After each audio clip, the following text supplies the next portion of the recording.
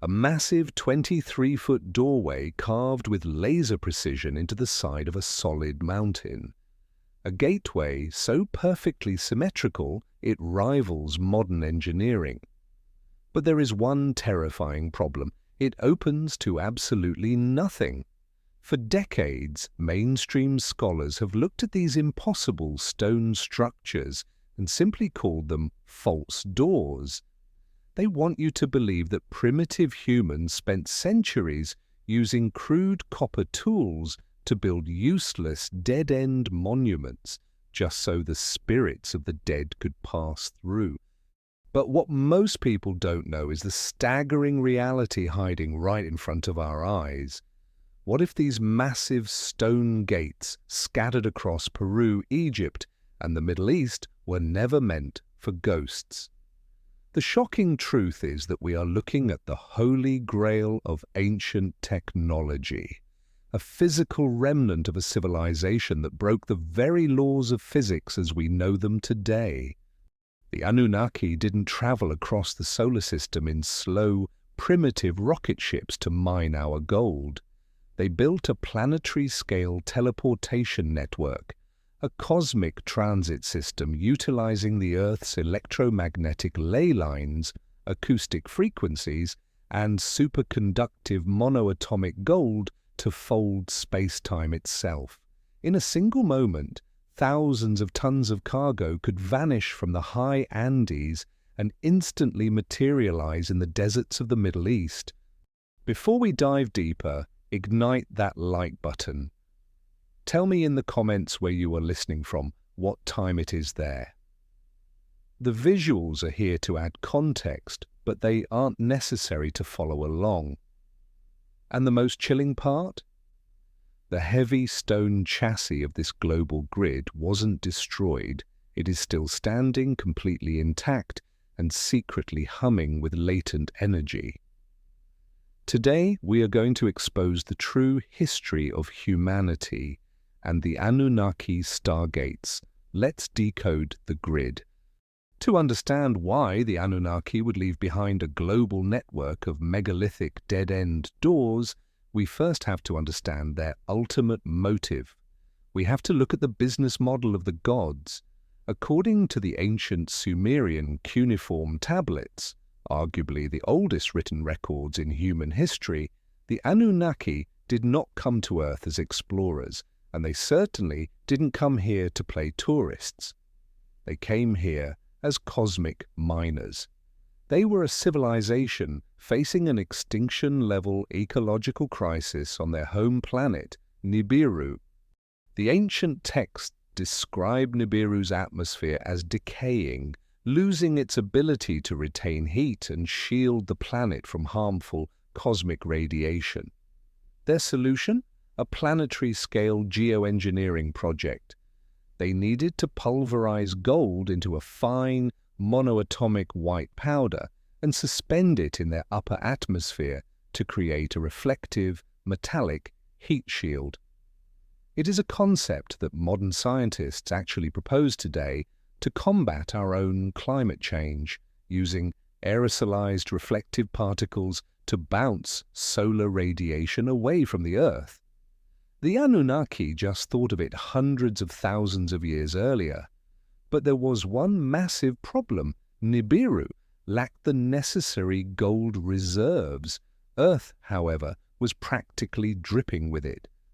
The Anunnaki established their primary mining operations in what the Sumerians called the Abzu, the lower world, geographically corresponding to modern-day southern Africa.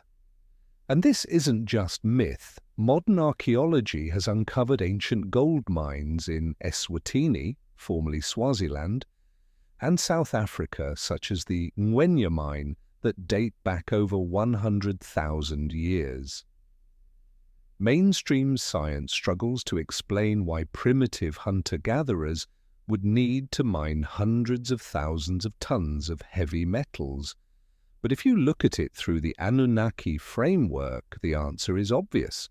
It was an industrial-scale extraction operation overseen by the Anunnaki commander, Enki. But mining the gold was only half the battle. The real nightmare was logistics.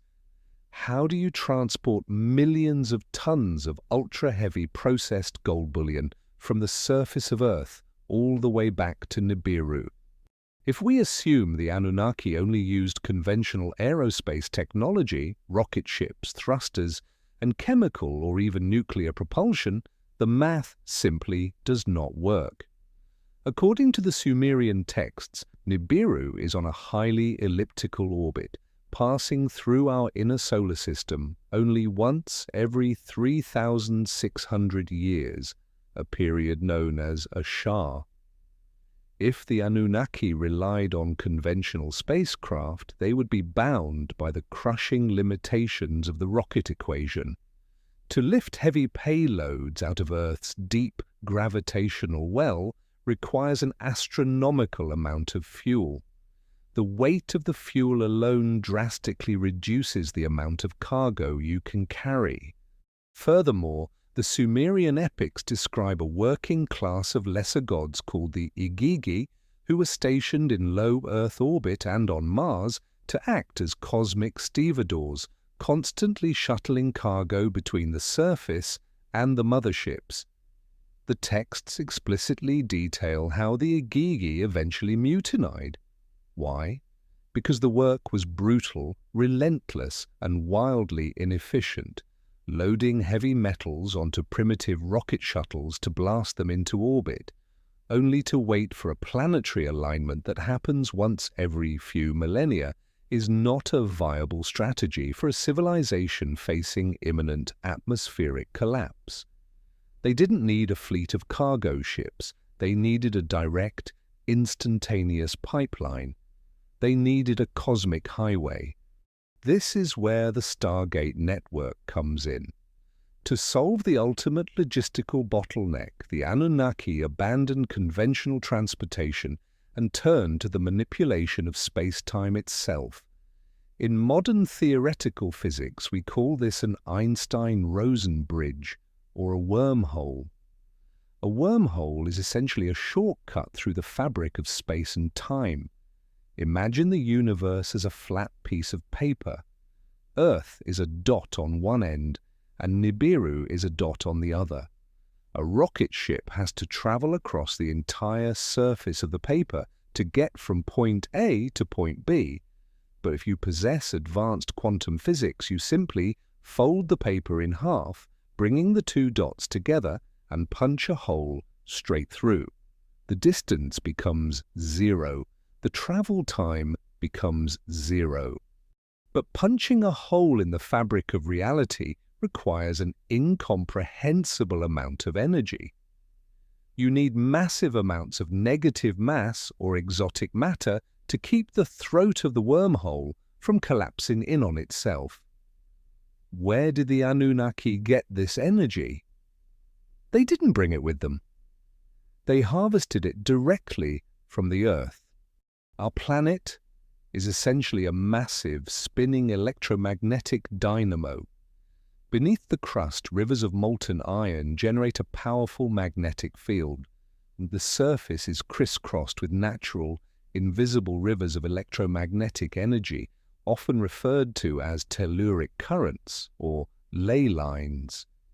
The Anunnaki realized that Earth itself was the ultimate power plant. If you look at the geographic coordinates of these alleged ancient stargates, whether in Peru, Egypt, or the Middle East, they are never located in random, insignificant places. They are placed with pinpoint mathematical precision directly on top of major nodal intersections of the Earth's electromagnetic grid. They built their transportation hubs directly on top of the planet's power outlets. So, what does the hardware of an Anunnaki Stargate actually look like? If you are expecting polished steel, blinking LED lights, and titanium wiring, you are thinking too small and you are thinking too modern. When you build infrastructure meant to last for tens of thousands of years, metal is actually the worst material you can use. Metal rusts, metal corrodes, metal warps under extreme thermal stress. The Anunnaki utilized the most durable, permanent material available on the planet, highly specific igneous rock. The massive stone doors we see today are carved almost exclusively from granite, basalt, or andesite. Why these specific rocks? Because they contain incredibly high concentrations of quartz crystal. Quartz is not just a pretty mineral, it is a highly functional technological component. Quartz possesses a property known as piezoelectricity. When you apply mechanical pressure or specific acoustic frequencies to quartz, it generates an electrical charge. Conversely, if you pump an electrical charge into quartz, it vibrates at a highly precise frequency.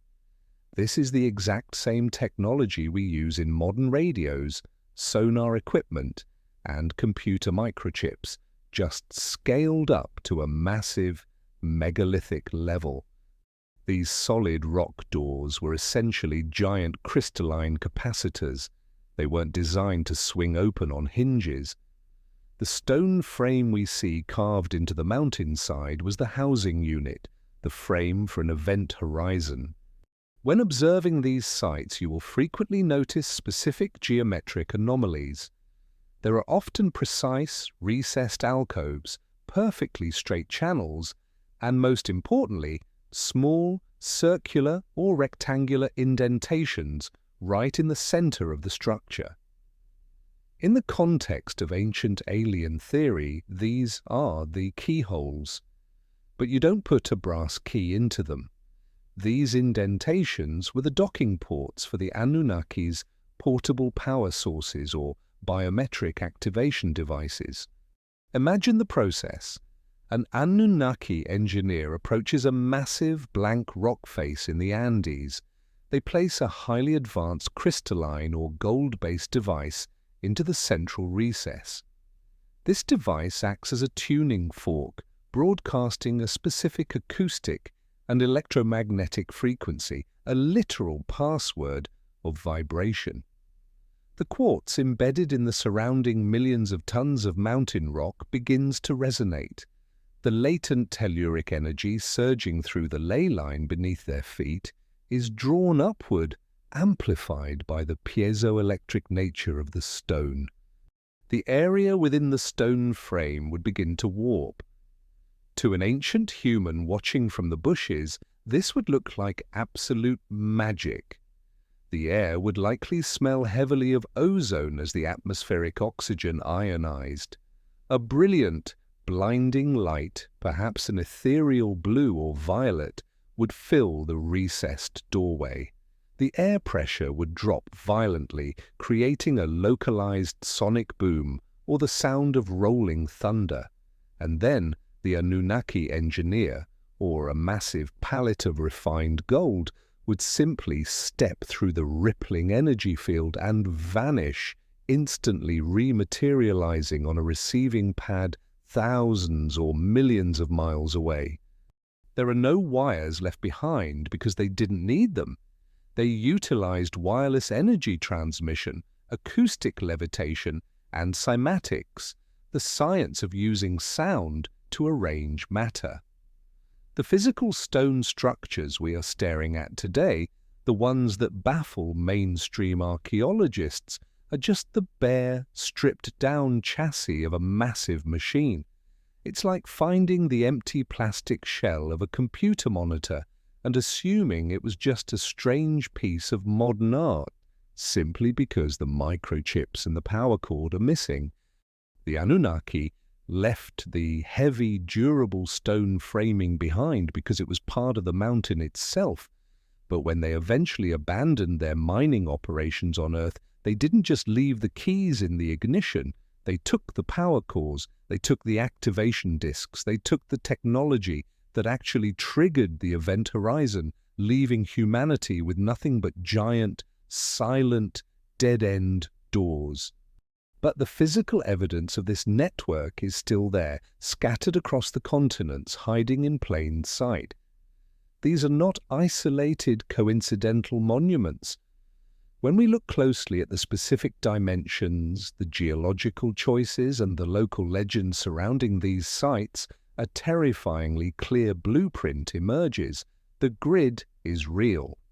And the first, most striking piece of evidence in this global puzzle lies high up in the unforgiving thin air of the Peruvian Andes, at a place the locals are still afraid to approach after dark: the Gate of the Gods.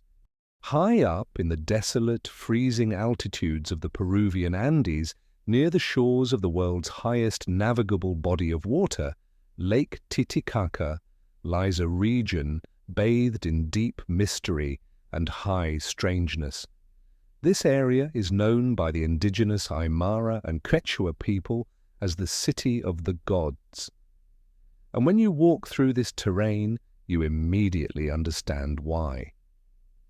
The natural rock formations in the Hayu Marca mountain range jut out of the earth in bizarre geometric shapes, looking less like natural geology and more like the eroded, petrified ruins of a sprawling prehistoric metropolis. But hiding within this strange, alien-looking landscape is something that is unmistakably artificial, incredibly precise, and completely baffling to modern mainstream archaeology. It is called the Puerta de Hayu Marca, widely translated as the Gate of the Gods. If you are hiking through this rugged terrain and stumble upon it, the structure immediately arrests your attention. It stops you dead in your tracks. Carved directly into the side of a massive, sheer rock face of solid pink granite is a gargantuan, perfectly proportioned geometric doorway. The main frame of the structure measures exactly 23 feet high and 23 feet wide. Let's pause and consider the sheer physical effort required to create this. We are talking about slicing a perfect 23 by 23 foot square into a solid, vertical mountain wall. The sheer surfaces of this outer frame are smoothed and polished to a degree that defies the primitive copper chisels and stone hammers that mainstream historians insist were the only tools available to the indigenous people of the time. But it's not just a flat square. Recessed into the bottom center of this massive 23-foot frame is a smaller T-shaped alcove. This inner doorway is roughly 6 feet tall, precisely the height needed to accommodate a human, or human-like, figure. It is carved deep into the rock, creating a three-dimensional dead-end corridor. You can walk into this alcove, turn around, and find yourself encased in solid granite on 3 sides. It goes nowhere. It opens to nothing. It is a door that leads straight into the impenetrable belly of the mountain. Why would a primitive culture dedicate hundreds, perhaps thousands of man-hours to precision-cut a heavy, megalithic door that serves absolutely no physical function?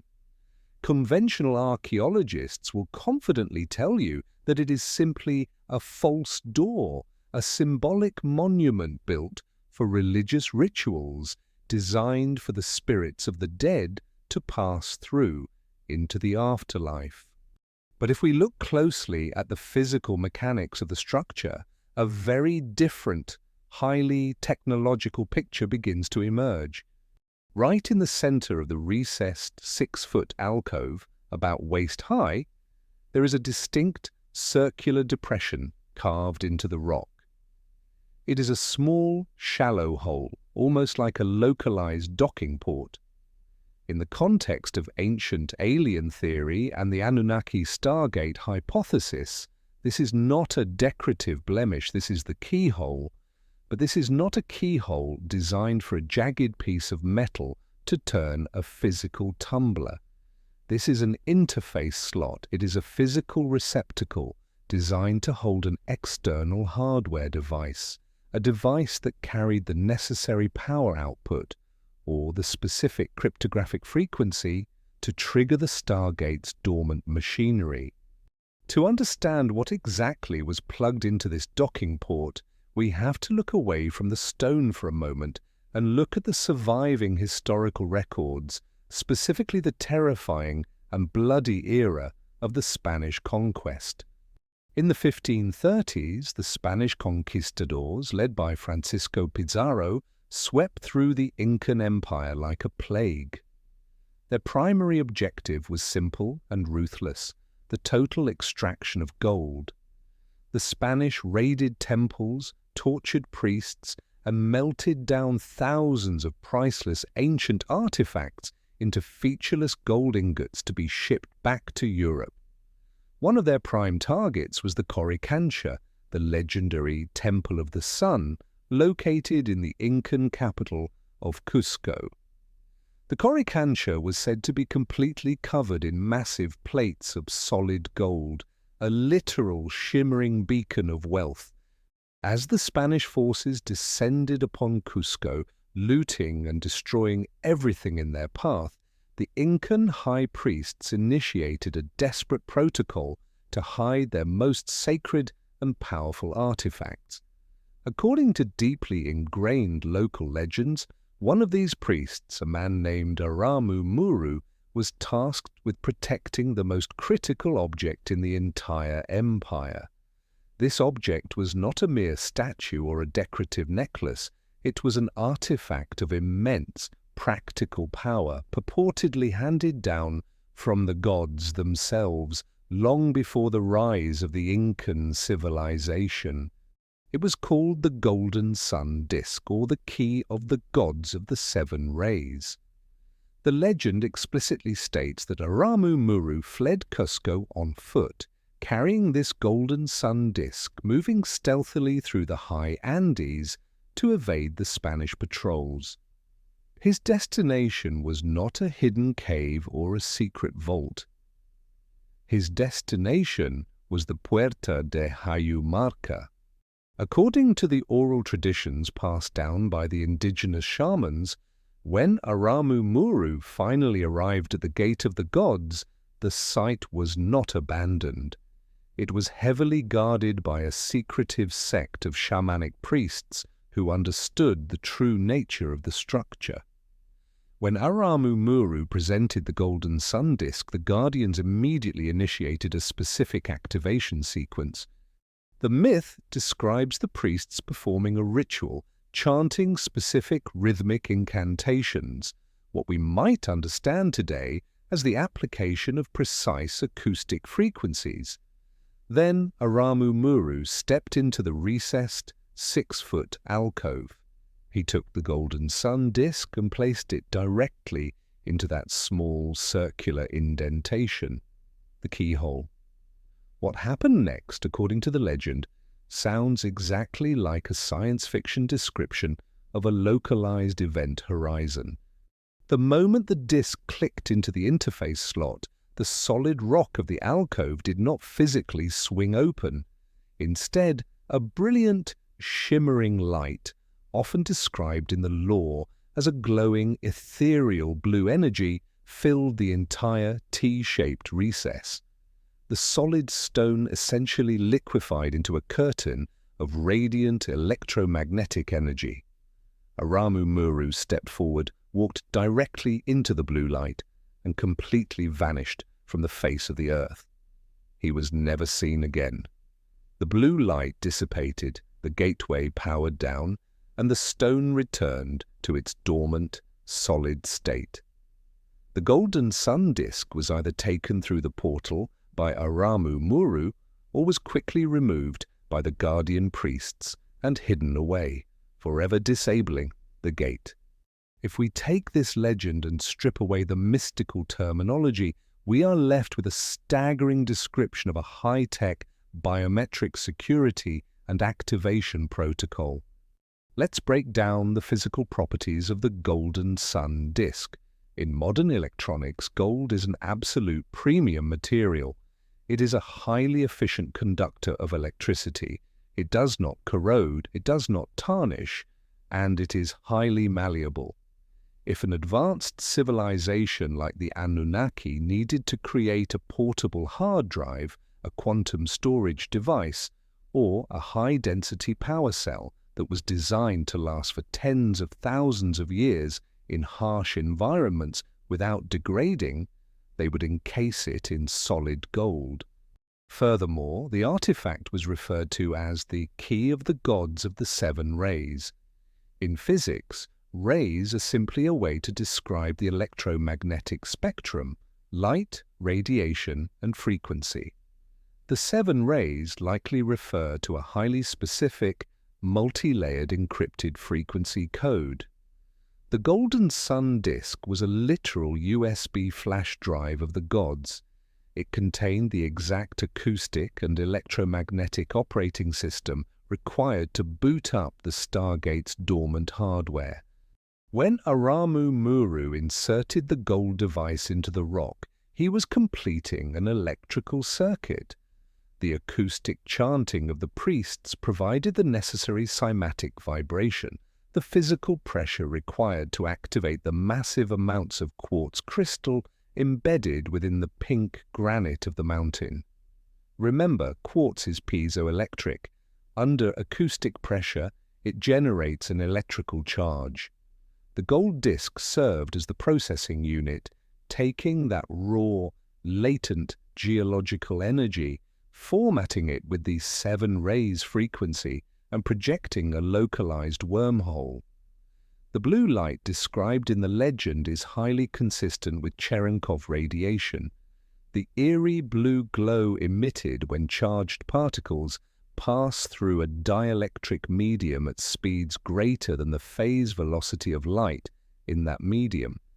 It is the exact visual byproduct you would expect from a massive release of concentrated, localized energy ripping a tear in space-time. The Anunnaki had built the frame, but they took the keys with them. The Incan priests, perhaps the descendants of the early human workers who served the Anunnaki, possessed one of the few remaining backup keys, and when faced with total annihilation by the Spanish, they used it to escape the grid. But the evidence doesn't just rely on ancient myths. If we jump forward to the modern era, the Puerta de Hayu Marca continues to display highly anomalous physical behavior that baffles geologists and investigators to this day. Since the site was rediscovered for the modern world in 1996 by a local tour guide named José Luis Delgado Mamani, who famously claimed he had recurring dreams of a massive stone door emanating pink and blue light long before he ever physically found it, the area has been heavily scrutinized by independent researchers, and the physical data they have collected is deeply unsettling. Visitors and researchers who step into the recessed alcove and place their hands on the stone frequently report a distinct physical vibration pulsing through the rock. It is not an earthquake, it is a rhythmic, almost mechanical hum. Furthermore, when sophisticated electromagnetic field (EMF) meters are brought to the site, they do not register normal baseline readings. As you move the sensors closer to the center of the alcove, specifically near the circular keyhole depression, the EMF readings wildly spike and fluctuate. It indicates a highly localized, anomalous magnetic disturbance emanating from solid rock. Even more fascinating are the acoustic properties. If you stand inside the T-shaped recess and speak, or place the back of your head against the stone, the acoustic resonance is drastically amplified. Some people report hearing the distinct sound of rushing water or rhythmic, metallic tapping coming from deep within the mountain itself. Is this simply groundwater echoing through natural fissures, or are we hearing the faint, barely functioning idle of a gargantuan machine that has been left on standby mode for 10,000 years?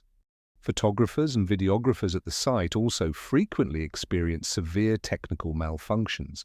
Camera batteries drain from 100% to 0 in a matter of minutes. Digital sensors capture bizarre light anomalies, strange orbs, and massive lens flares that do not correspond to the position of the Sun. These are all classic, textbook symptoms of a massive, latent electromagnetic field interfering with modern microelectronics. The Puerta de Hayu Marca is not a dead monument. It is bleeding energy.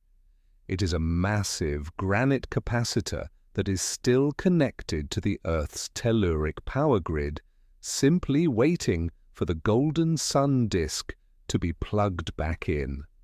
But Hayu Marca is only one node. If this was a global transit system used by the Anunnaki for their massive gold extraction operations, we shouldn't just find one door in Peru. We should find identical hardware utilizing identical physics on the complete opposite side of the planet. We should find the receiving pads. And to find them, we have to travel from the high-altitude deserts of the Andes straight into the scorching, sand-swept necropolises of ancient Egypt. Let's look at the false doors of the pharaohs. If the Puerta de Hayu Marca in the Peruvian Andes was an isolated anomaly, we could perhaps dismiss it as a bizarre, localized geological fluke or an incredibly ambitious yet pointless art project. But the Anunnaki Stargate network was not localized. It was a global infrastructure designed to move massive payloads of mined gold across vast distances instantly. If Peru, with its rich mineral deposits, served as a primary extraction point and loading dock, the network required corresponding receiving terminals. To find them, we have to cross the Atlantic Ocean, leave the high-altitude peaks of the Andes, and descend into the scorching, sand-swept necropolises of ancient Egypt. When we examine the sprawling mortuary complexes of the Old Kingdom, specifically at the Giza Plateau and the vast burial grounds of Saqqara, we are immediately confronted with a ubiquitous architectural feature that Egyptologists have conveniently labeled the false door. You will find them inside the mastabas, the flat-roofed rectangular tombs that surround the Great Pyramid, and deep within the subterranean labyrinths beneath the stepped pyramids. Mainstream Egyptology offers a very neat, deeply spiritual explanation for these massive stone structures. We are told that these false doors were purely symbolic thresholds. They were carved so that the ka, the vital spark or spirit of the deceased pharaoh or high official, could pass from the afterlife back into the physical world to consume the spiritual essence of the food and drink left by priests on offering tables. It is a beautiful poetic concept, but when you strip away the romanticized mythology and evaluate these structures from a purely engineering and material science perspective, the spiritual door theory completely collapses under the sheer weight of the physical evidence. We are not looking at religious monuments, we are looking at heavy-duty industrial receiving bays. We are looking at the exact same teleportation hardware we found in Peru, simply localized with different aesthetic casing. Let us first examine the raw materials. If you are building a symbolic door for a ghost to walk through, you could paint it on the plaster wall. You could carve it out of the soft, local limestone that makes up the bedrock of Giza.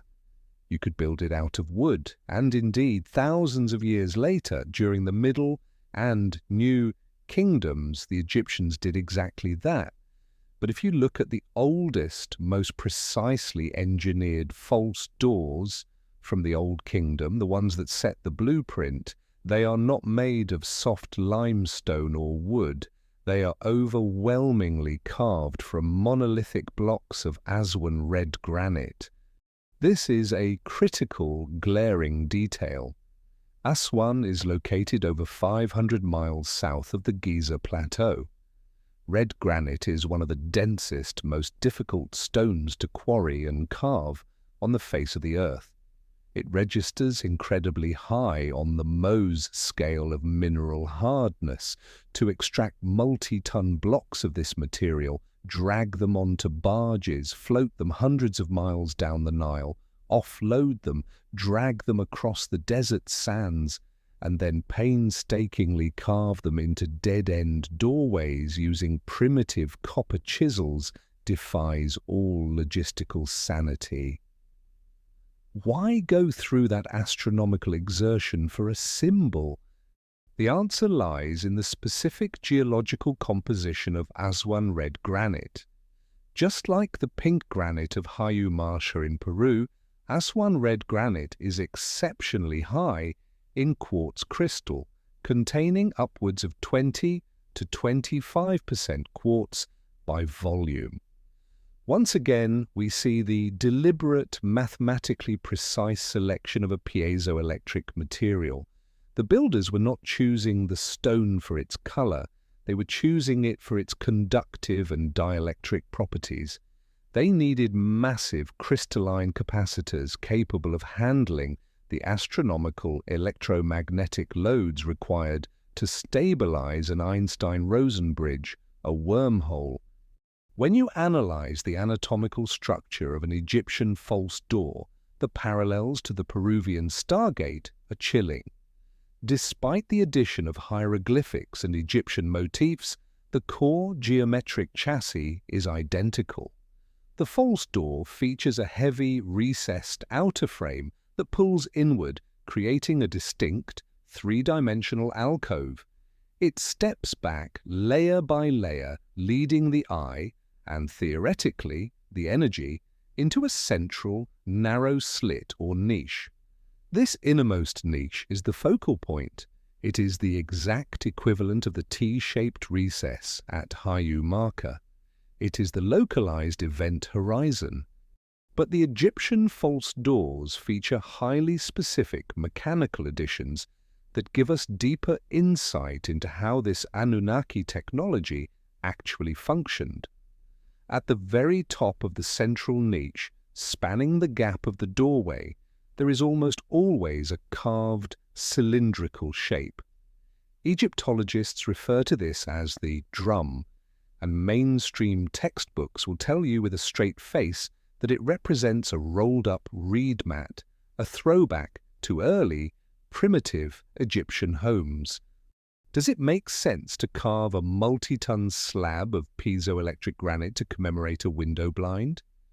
If we view this through the lens of high technology, that cylinder is not a reed mat. It is a scanning beam emitter.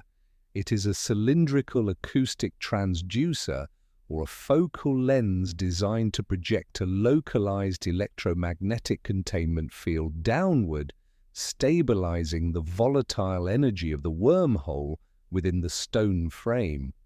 Directly at the base of the false door, precisely in front of the central niche, you will always find a flat, perfectly leveled stone platform known as the offering table. Mainstream historians insist this is where priests placed loaves of bread and jugs of beer for the ka to magically consume. But look at the precise geometry. The table is perfectly centered, perfectly flat, and deeply integrated into the stone circuitry of the door. This was not a dining table, this was the materialization pad. Imagine the Anunnaki Stargate network at the height of its operation. A massive shipment of refined monoatomic gold is ready for transport at a mining hub in the Absu, Southern Africa.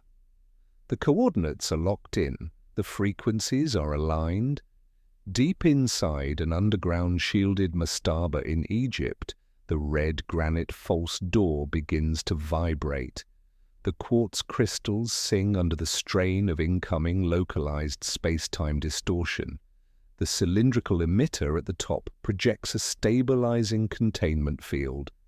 A blinding flash of Cherenkov radiation, Brilliant blue light floods the narrow stone niche.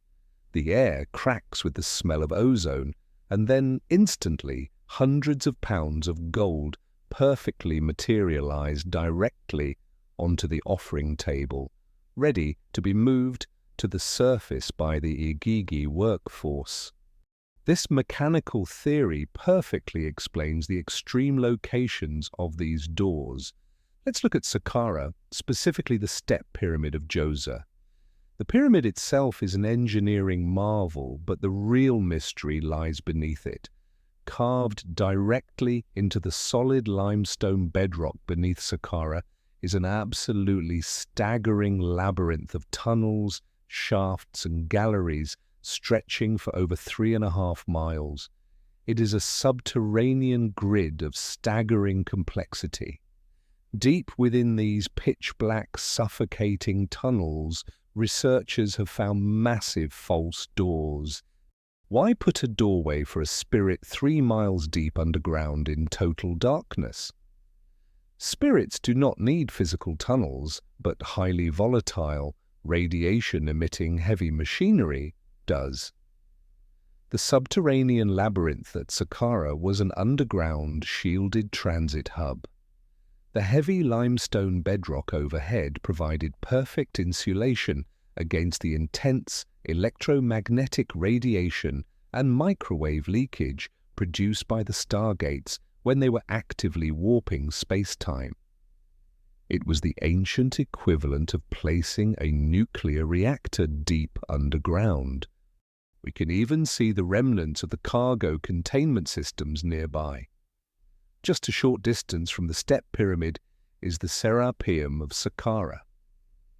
This dark, subterranean bunker houses 24 massive, monolithic boxes made of incredibly heavy Aswan granite, each weighing up to 100 tons, with lids weighing an additional 30 tons.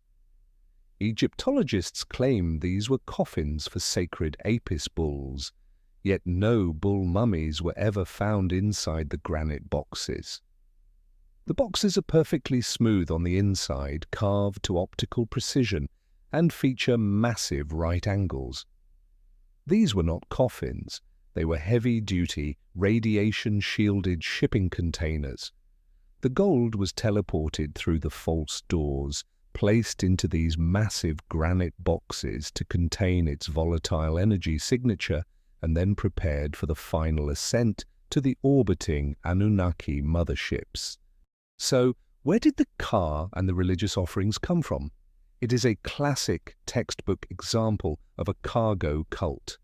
When the Anunnaki finally abandoned Earth, they shut down the network.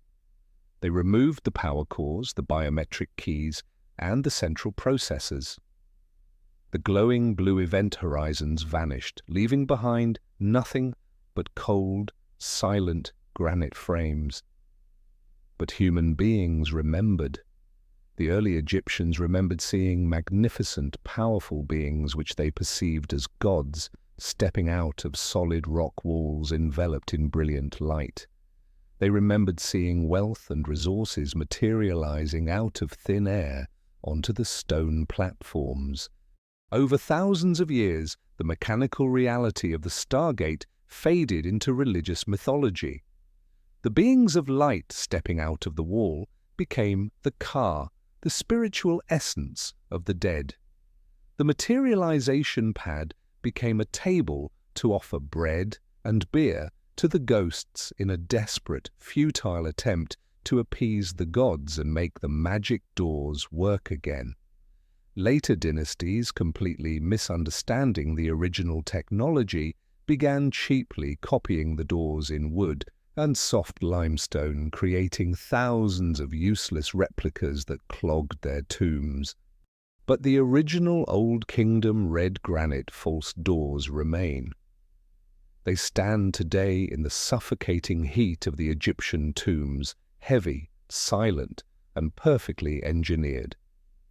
They are the disconnected receivers of a lost global network waiting in the dark, their quartz veins still holding the latent potential to bridge the stars. But the receiving network was only one half of the Egyptian infrastructure. To power these massive receivers, the Anunnaki needed colossal power plants. And just a few miles away from Saqqara, at a site called Abu Ghurab, we find the shattered remains of the very machines that fueled the grid.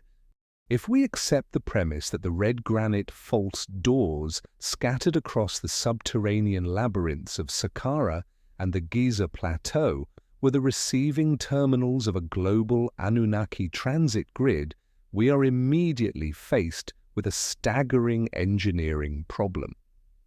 Teleporting physical matter, especially ultra-dense material like processed gold, across planetary distances via localized wormholes requires an incomprehensible amount of energy.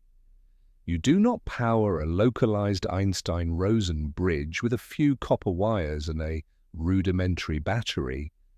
You need a massive industrial-scale power generation grid. You need power plants, step-up transformers, and high-capacity cooling systems to manage the volatile thermal and electromagnetic byproducts of tearing the fabric of space-time. To find the power plants of the Egyptian Stargate grid, we only need to travel roughly a mile north of Saqqara to a desolate, sun-blasted site known as Abu Ghurab. Mainstream Egyptologists classify Abu Ghurab as a sun temple built by the pharaoh Nusere-ini during the 5th dynasty. But when you step onto the site and analyze the physical remains, the temple classification feels entirely inadequate. It does not look like a place of quiet, spiritual worship. It looks like the shattered remnants of a highly volatile, heavy industrial chemical facility. The centerpiece of Abu Ghurab is a massive courtyard that was once dominated by a gargantuan obelisk, a structure that is now completely destroyed, leaving only its megalithic foundation. But the most baffling anomaly at Abu Ghurab sits squarely in the courtyard, a series of massive, perfectly carved basins made from Egyptian alabaster, which is a highly crystallized form of calcite, and gypsum heavily laced with quartz. These basins are gigantic. They are shaped somewhat like massive square gears or cogs, featuring incredibly precise circular boreholes and perfectly smooth, curved interior bowls. Mainstream historians confidently assert that these were sacrificial altars. They claim that priests slaughtered hundreds of bulls here, and the gear-like basins were designed to catch the blood, which then flowed through a network of intricate stone channels carved into the bedrock beneath the courtyard. However, modern forensic analysis completely destroys this gruesome theory. Extensive testing of the alabaster basins and the surrounding drainage channels has revealed absolutely zero trace of hemoglobin, biological residue, or any organic material associated with mass slaughter. Furthermore, from a purely functional standpoint, designing perfectly symmetrical, highly polished, quartz-rich, crystalline bowls simply to catch blood is an absurd over-engineering of a basic task. If we look at Abu Ghurab through the lens of ancient Anunnaki high technology, a much more logical, albeit terrifying, purpose emerges. These basins were not biological receptacles, they were industrial-scale chemical capacitors and acoustic resonators. Consider the material, alabaster and quartz. As we established at the Puerta de Hayu Marca and the false doors of Saqqara, quartz is highly piezoelectric. It is the ultimate natural material for storing and transferring electrical charges under mechanical stress. The basins are meticulously engineered with perfectly round, smooth interiors to facilitate vortex physics, the rapid, frictionless spinning of a liquid. What liquid? It certainly wasn't blood. In advanced energy generation, particularly in theoretical models of zero-point energy or telluric current amplification, you require a highly conductive electrolyte solution or a liquid metal, perhaps mercury, or a saline-heavy water mixture. The Anunnaki engineers would have pumped this conductive fluid into the crystalline basins. The precise geometric cuts and gear-like outer edges were designed to interface with acoustic transducer equipment. By blasting the fluid-filled quartz bowls with highly specific sonic frequencies, they could induce rapid cavitation and acoustic resonance. The spinning conductive fluid, contained within a vibrating piezoelectric housing, would generate a massive, localized electromagnetic field. The basins at Abu Ghurab were essentially a daisy-chained battery bank. They harvested the ambient telluric energy of the Earth, amplified it through acoustic resonance in the quartz, and channeled that massive electrical load directly toward the central obelisk. In this technological model, the obelisk at Abu Ghurab was not a monument to the sun god. It was a solid-state wireless energy transmitter. Much like Nikola Tesla's Wardenclyffe Tower, the heavily quartz-laden granite obelisk acted as an antenna, broadcasting the amplified electromagnetic energy across the Sakkara Plateau. This wireless power transmission was then picked up by the red granite false doors, the receiving hubs, powering up their event horizons for the instantaneous transfer of Anunnaki cargo. But generating and transmitting that level of raw quantum energy comes with a massive physical cost, catastrophic heat, and electromagnetic volatility. When you manipulate space-time, the surrounding localized environment suffers from severe radiation leakage and extreme thermal stress. If you do not actively cool and stabilize the network, the Stargate hardware will melt into slag, and the localized wormhole will violently collapse. To find the cooling system for the Anunnaki transit grid, we must travel hundreds of miles south down the Nile to one of the most enigmatic and deeply anomalous structures on the entire planet, the Osirion at Abydos. Located directly behind the beautifully ornate, classical Egyptian temple of Seti I, the Osirion looks absolutely nothing like the rest of Abydos. It looks like it belongs to an entirely different epoch, built by an entirely different species.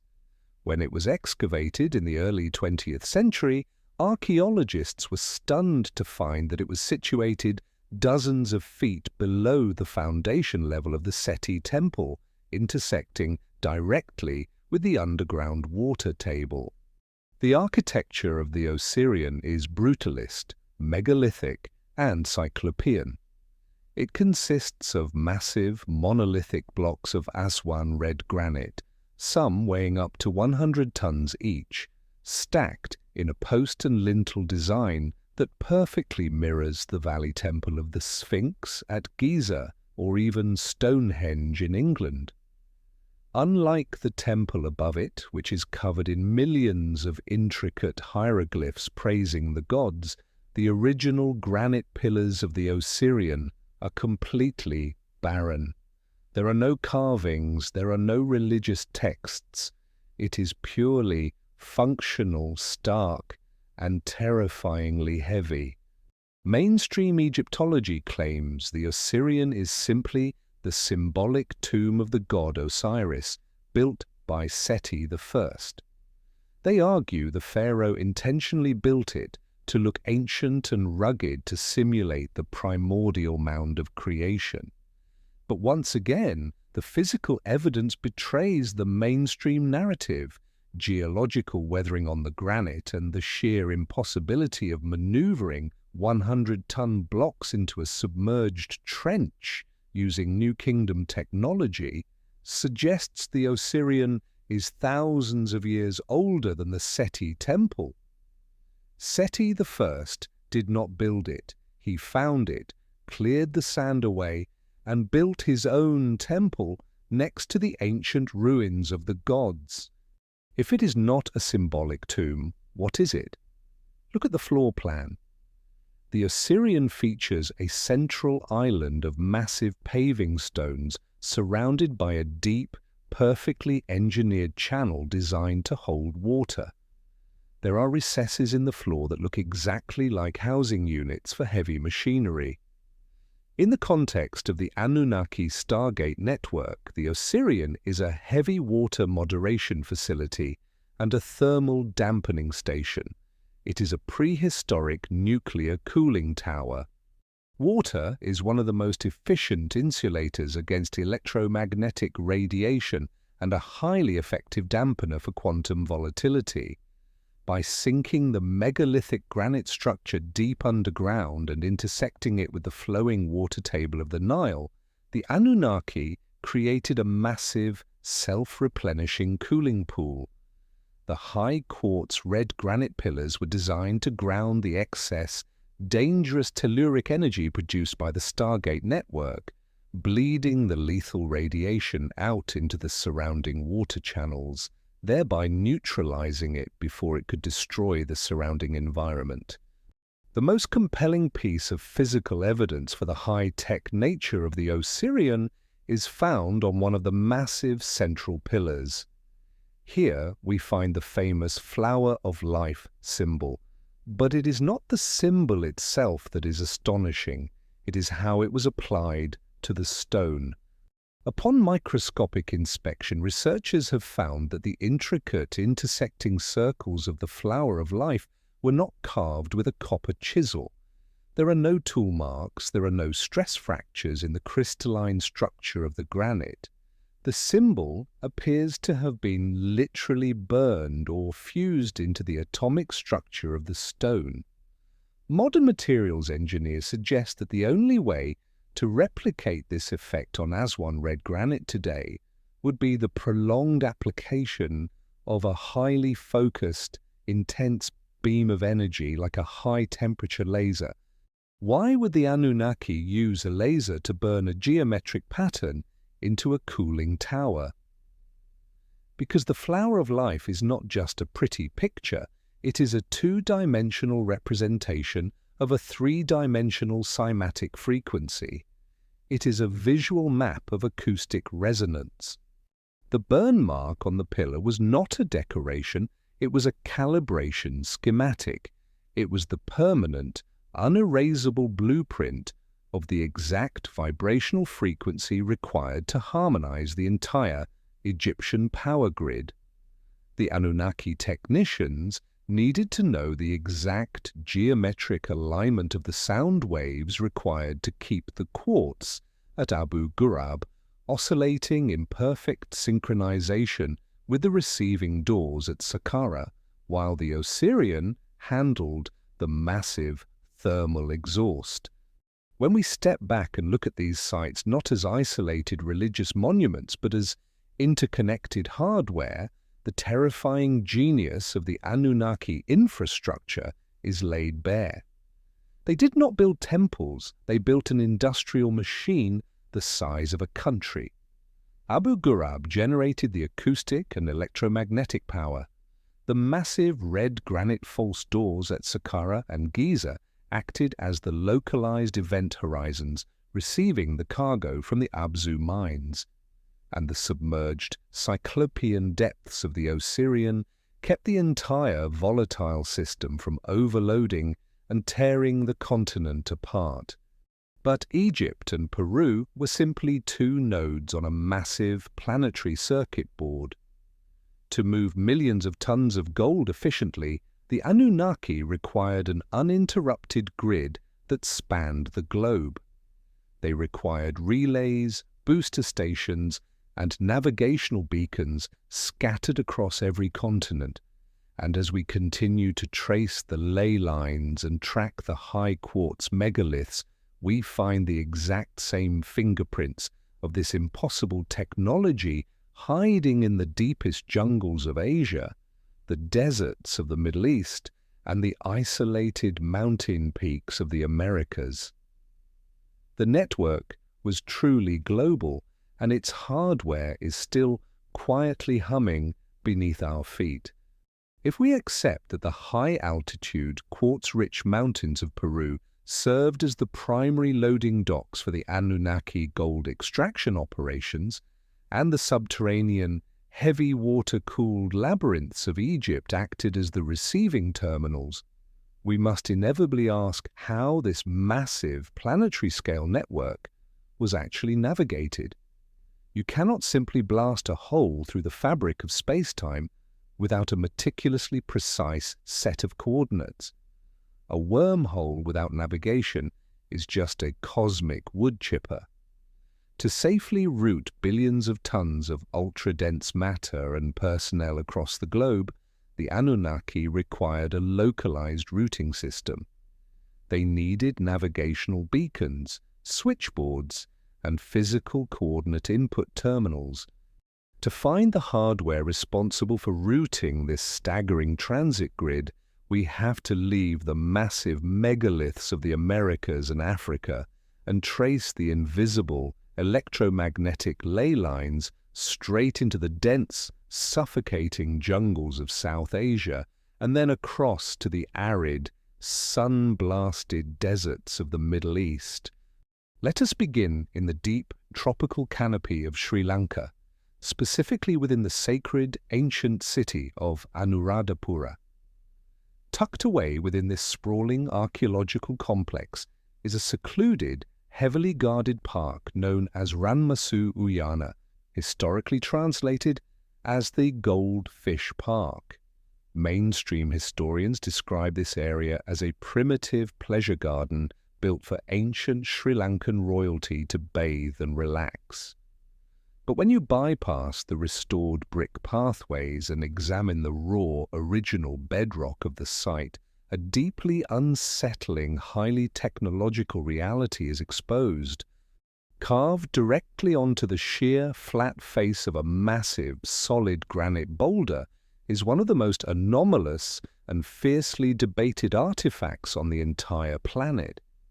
It is known locally as the Sakwala Chakraya, which loosely translates from Sinhalese as the universe cycle or Stargate of Sri Lanka.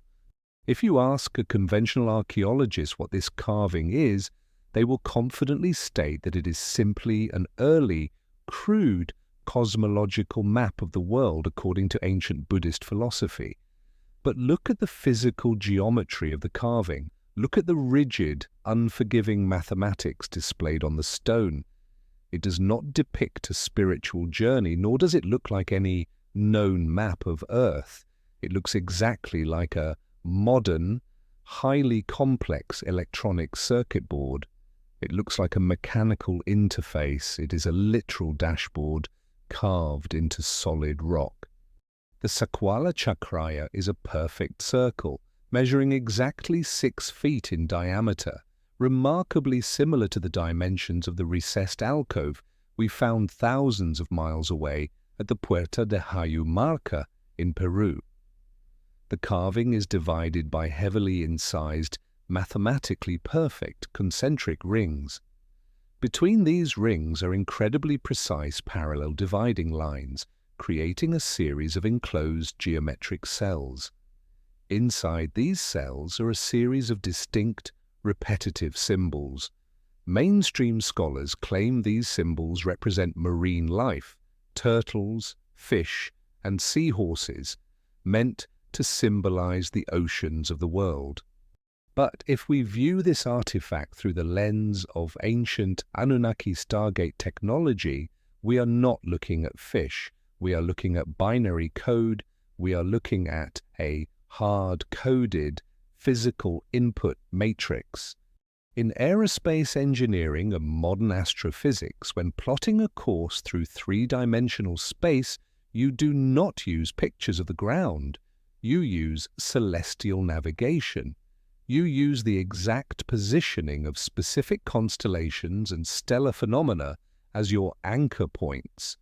The marine symbols carved into the Sakwala Chakraya bear a shocking geometric resemblance to modern astronomical schematic symbols used to denote specific star clusters, nebulae, and localized gravitational wells. Directly in the center of the massive circle, acting as the primary focal point, is a concentric crosshair that aligns perfectly with the cardinal directions of the Earth. Surrounding this crosshair is a series of interlocking gear-like demarcations. The entire artifact is designed to be read and interacted with much like a combination lock or the rotary dial of an incredibly advanced prehistoric supercomputer. The Anunnaki engineers would have used this granite interface to plot the exact routing coordinates for the Stargate network. By utilizing a physical, handheld key, perhaps a smaller, corresponding gold or quartz-based disk, they could input the necessary frequencies to target specific receiving nodes, whether it was the false doors in Egypt or the heavy cargo bays in the Middle East. But the most compelling evidence that the Sakwala Chakraya is an active piece of transit hardware lies in its immediate physical surroundings. Directly opposite the carved rock face, precisely carved out of the surrounding bedrock, are 4 flat, symmetrical stone seats. They are perfectly positioned for human-sized operators to sit, face the circuit board, and manipulate the interface. Why carve 4 distinct ergonomic operator chairs into solid rock just to look at a symbolic map? Furthermore, the entire Ranmasu Uyana complex is dominated by an incredibly sophisticated megalithic water management system. Right next to the Sakwala Chakraya are massive deep stone pools fed by a network of underground pressurized conduits. Just as we saw at the Osirion in Egypt, heavy water was the ultimate thermal dampener and insulator for Anunnaki technology. The operator sitting at the Sakwala Chakraya was actively routing volatile high-radiation energy through the local ley line grid. The surrounding water pools were not for royal bathing, they were the localized cooling jackets required to keep the granite interface from superheating and fracturing under the massive electromagnetic load of plotting a wormhole trajectory. Sri Lanka was the switchboard. But where was the cargo being routed? To track the heaviest traffic of the Anunnaki transport system, we must follow the trajectory of the Middle Eastern ley lines, leaving the jungle and plunging into the deep, hostile sands of the Arabian Peninsula. Deep within the Al-Ula region of northwestern Saudi Arabia lies a sprawling, terrifyingly massive ancient necropolis known as Mada'in Saleh, or Hegra. For decades, this site was largely restricted and shrouded in extreme secrecy, rarely visited by Western researchers. When the site finally opened to wider archaeological scrutiny, the sheer, impossible scale of the structures left geologists and engineers completely speechless. Scattered across a barren, wind-swept desert plain are over 100 massive solitary sandstone monoliths jutting out of the earth like jagged teeth. Carved directly into the sheer, vertical faces of these freestanding mountains are gargantuan, incredibly precise doorways. These are not human-scale structures. The facades reach up to 4, sometimes 5 stories high. The architecture is brutal, commanding, and heavily fortified. Mainstream history attributes these monolithic structures to the Nabateans, the same nomadic, desert-dwelling trading civilization credited with building the famous city of Petra in neighboring Jordan. We are told that roughly 2,000 years ago, the Nabateans meticulously carved these 4-story facades using basic iron chisels and hammers simply to serve as ornate tombs for their elite citizens. But when we apply basic forensic engineering to Mada'in Saleh, the Nabatean tomb narrative shatters instantly. Let's look at the most famous structure on the site, Qasr al-Farid, also known as the Lonely Castle. And it is a massive, 4-story, beautifully columned doorway carved into a single, isolated boulder. First, look at the physical construction method. Forensic analysis of the tool marks and the sheer logistics of the site reveal that these structures were not built from the ground up. They were carved from the top down. To carve a 70-foot, perfectly symmetrical, heavily detailed facade from the top down into solid sandstone requires massive, highly stable scaffolding, incredibly precise mathematical projection, and heavy-duty, high-speed excavation machinery. There is absolutely zero archaeological evidence of massive wooden scaffolding, nor the tens of thousands of tons of carved rubble that should theoretically blanket the desert floor. The rock was not chipped away by hand. It appears to have been vaporized or sheared off by highly advanced, perhaps acoustic or laser-based, terraforming equipment.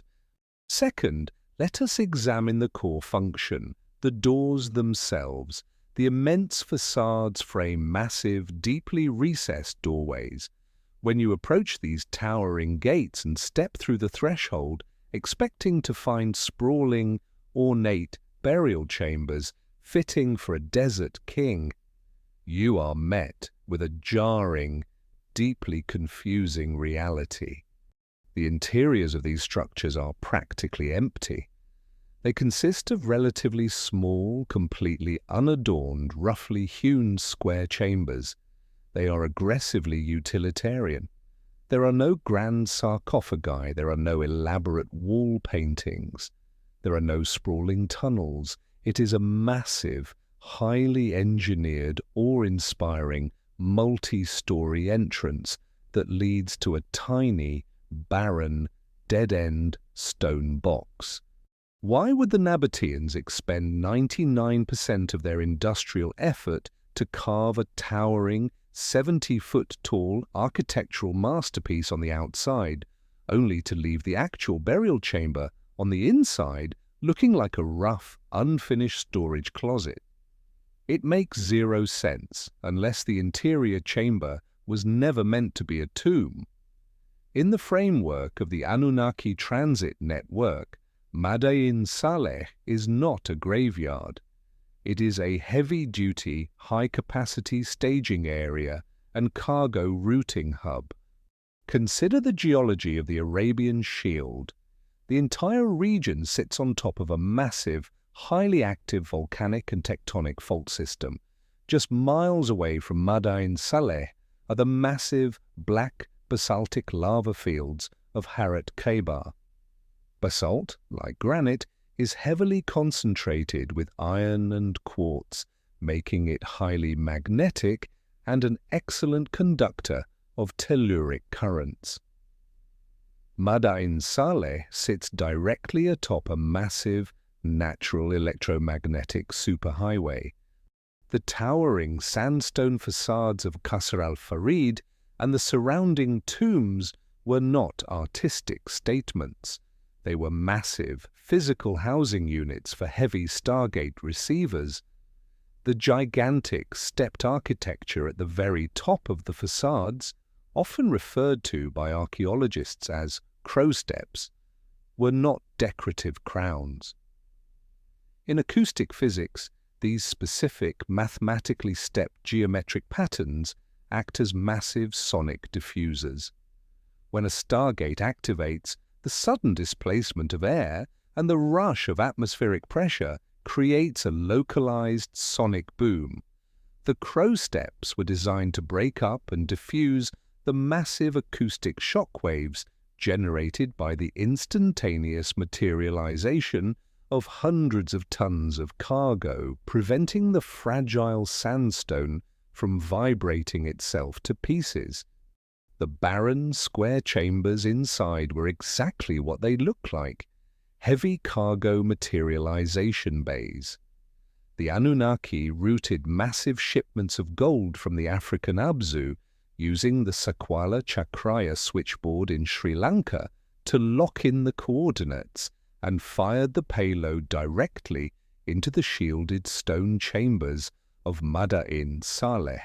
Once the gold materialized, the Igigi workers could easily load it onto conventional atmospheric transport craft hidden in the deep desert, safe from the volatile climate of the equator, and prepare it for the final launch into the orbiting motherships. The Nabateans didn't build Mada'in Saleh, they found it. Thousands of years after the Anunnaki had stripped the power cores, taken the Stargate rings and abandoned the planet, the Nabatean nomads stumbled upon these massive, empty, precision-cut stone bays in the desert. Recognizing the absolute impregnability of the structures, they simply moved in, carved a few minor inscriptions on the outside to claim ownership, and occasionally used the ancient cargo bays to bury their dead. It is another classic example of humanity inheriting the bare, disconnected hardware of the gods and repurposing it for primitive, localized needs. But the Stargate network was not confined to the ancient East. To truly grasp the global, overlapping redundancy of the Anunnaki infrastructure, we must cross the oceans once again. We must trace the ley lines back to the Americas and up into the mountainous borders of Europe, where the highest concentrations of quartz on the planet power the most complex and dangerously active remnants of the entire grid. To fully comprehend the sheer scale and the overlapping redundancy of the Anunnaki transit network, we must track the Earth's natural electromagnetic grid, the ley lines, as they weave across the oceans. We have identified the massive receiving bays in the scorching deserts of Saudi Arabia and the high-density switchboards in the jungles of Sri Lanka. Now we must follow these invisible currents of telluric energy back across the Pacific, returning to the colossal, high-altitude mountain ranges of South America before slingshotting across the globe to the very edge of the European continent. We are looking for the primary navigational routers and the planetary-scale antenna arrays that kept this volatile wormhole network stabilized. Our first target sits on the barren, wind-swept Bolivian Altiplano, a staggering 12,500 feet above sea level. This is a brutal, unforgiving environment where the air is incredibly thin, making sustained, heavy industrial physical labor practically impossible for primitive humans. Yet, sitting just a few miles from the shores of Lake Titicaca, sharing the exact same localized geological and electromagnetic footprint as the Puerta de Hayu Marca across the border in Peru, lies the sprawling, shattered, megalithic complex of Tiwanaku. Mainstream archaeology classifies Tiwanaku as the capital of a pre-Incan empire, a ceremonial center built using primitive stone-pounding techniques. But when you step onto the high plateau and analyze the remnants of this site through the lens of mechanical engineering and material science, the ceremonial narrative disintegrates. You are standing in the wreckage of a massive, violently destroyed quantum transit hub. The crown jewel of Tiwanaku is an isolated monolithic structure known as the Gate of the Sun. At first glance, it looks like a freestanding rectangular archway. It is carved from a single, massive block of solid andesite, measuring roughly 10 feet tall, 13 feet wide, and weighing an estimated 10 tons. Modern historians claim this was a religious calendar or a symbolic gateway to a temple that no longer exists.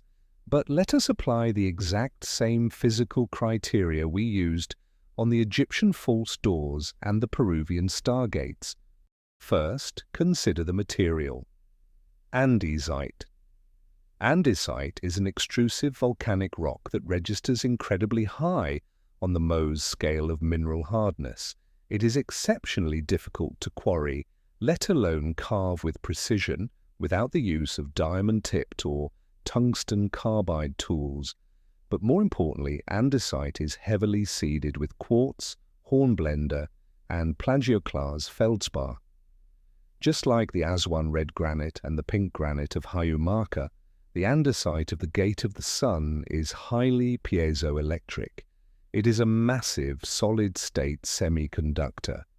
The Anunnaki engineers specifically hauled this 10-ton block from quarries located over 50 miles away across a massive lake and up steep inclines because they desperately needed its specific crystalline properties to handle massive electromagnetic frequencies.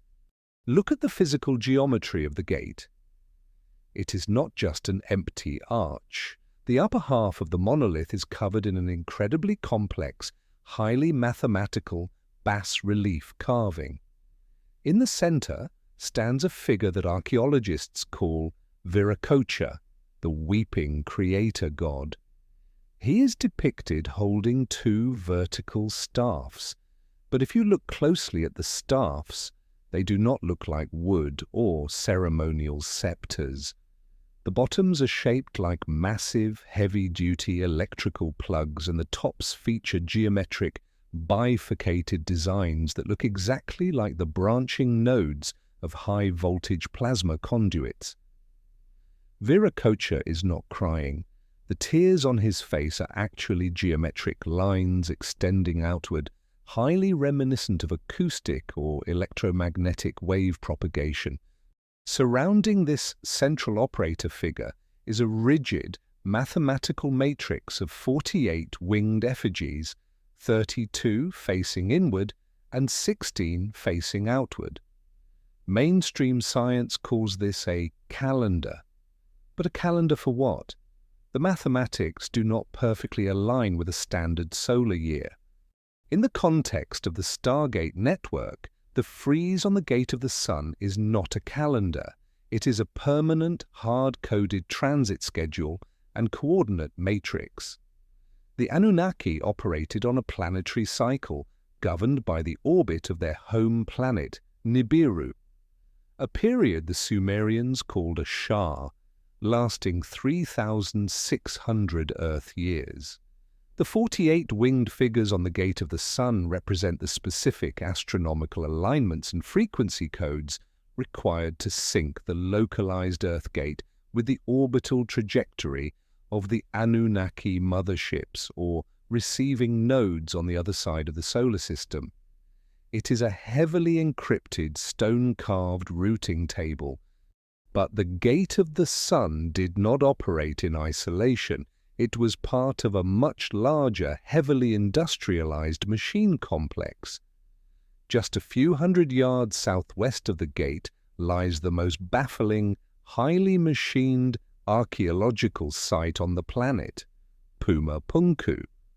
Puma Punku is a shattered landscape of colossal andesite and diorite megaliths. If Tiwanaku was the navigational interface, Puma Punku was the raw housing for the localized Stargate circuitry.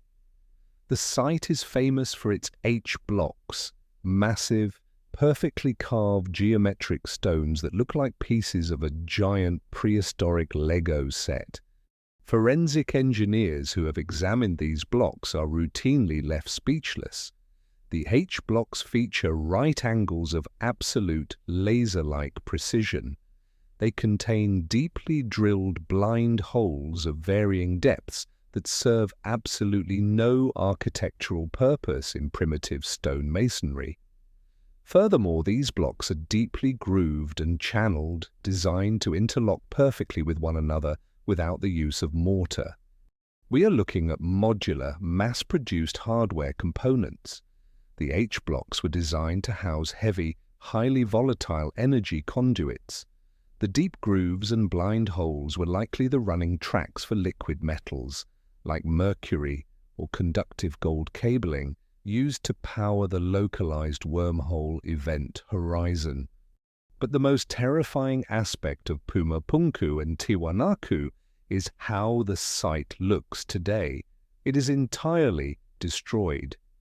But it wasn't destroyed by a slow decline, and it wasn't dismantled by invading armies. The massive 100-ton andesite slabs are snapped in half. The precision-machined H-blocks are scattered like children's toys across the high-altitude plateau. The damage profiles do not match standard seismic activity or earthquakes. An earthquake shifts and topples structures.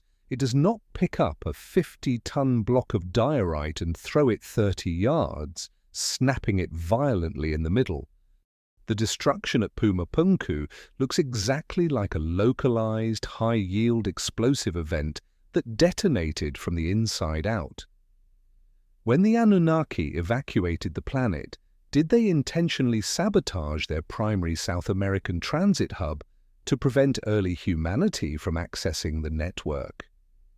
Or did the localized Stargate suffer a catastrophic thermal and electromagnetic overload, a literal reactor meltdown, when the primary power cores were ripped out of the stone consoles? The scattered, fractured andesite at the Gate of the Sun and Puma Punku are the physical remnants of a blown fuse on a planetary scale. If South America housed the shattered remains of a volatile transit hub, where was the global grid drawing its ambient power? Where was the master antenna that allowed these global stargates to communicate, synchronize, and harness the Earth's telluric currents? To find the ultimate Anunnaki power array, we must leave the Bolivian Altiplano, cross the Atlantic, and trace the ley lines to the very border of Europe and Asia. We must travel to the southeastern Anatolia region of Turkey, to a site that has completely shattered the established timeline of human civilization, Göbekli Tepe. Discovered in the mid-1990s, Göbekli Tepe is a sprawling complex of massive, circular stone enclosures nestled into the belly of a quiet, unassuming mountain ridge. Mainstream archaeology was forced to aggressively rewrite its history books when carbon dating revealed the site to be roughly 11,600 years old. It predates the invention of agriculture, the invention of pottery, and the invention of the wheel. It is older than Stonehenge by 6,000 years. Conventional historians scrambled to explain this anomaly by claiming it was the world's first temple, built by highly motivated primitive hunter-gatherers who somehow developed a sudden, inexplicable mastery of megalithic architecture.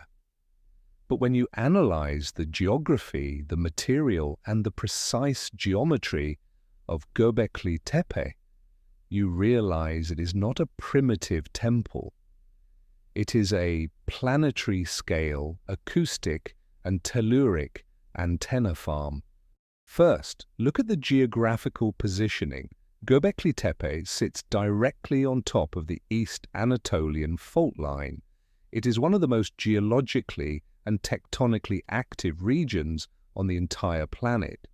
The Earth here is constantly humming with massive, deep-crust kinetic energy. This was not a random choice of real estate. The Anunnaki engineers specifically built this complex directly over a massive telluric artery to harness the limitless raw electromagnetic power generated by the grinding tectonic plates beneath the surface. Now let us examine the hardware. The complex is composed of dozens of circular enclosures, but the defining feature of each enclosure is the presence of massive T-shaped limestone pillars. The largest of these pillars tower up to 18 feet tall and weigh an astonishing 20 to 50 tons. Why build them in a distinct T shape? In structural engineering, a T shape is highly inefficient for holding up a roof. It is top-heavy and incredibly unstable. But in the field of acoustic physics, the T shape is the perfect geometry for a massive, heavy-duty tuning fork.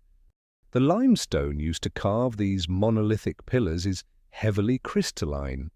The Anunnaki anchored these 50-ton acoustic tuning forks directly into the bedrock of an active tectonic fault. As the massive tectonic plates shifted and generated low-frequency telluric vibrations, that kinetic energy traveled up through the bedrock and directly into the base of the pillars. The T-shape allowed the pillars to capture, amplify, and resonate those frequencies. Göbekli Tepe was a massive, decentralized acoustic amplifier, harvesting the heartbeat of the Earth and converting it into a usable, high-density electromagnetic frequency grid that blanketed the planet. This grid was the Wi-Fi that powered the global Stargate network. But how did they tune this massive array? Look at the intricate carvings on the pillars. The T-pillars are heavily adorned with high-relief carvings of aggressive, predatory animals, scorpions, vultures, spiders, boars, and foxes. Mainstream science assumes this is animistic artwork representing local wildlife to ward off evil spirits. But from an Anunnaki, high-tech navigational perspective, these are not local animals. They are massive, stone-carved stellar coordinates. Many archaeoastronomers have analyzed the specific positioning of these animal reliefs and found that they correlate perfectly with the constellations of the zodiac as they would have appeared in the night sky over 11,000 years ago. The vulture stone, Pillar 43, in Enclosure D, perfectly maps out the constellation of Cygnus, while the scorpion relief aligns flawlessly with the constellation of Scorpius.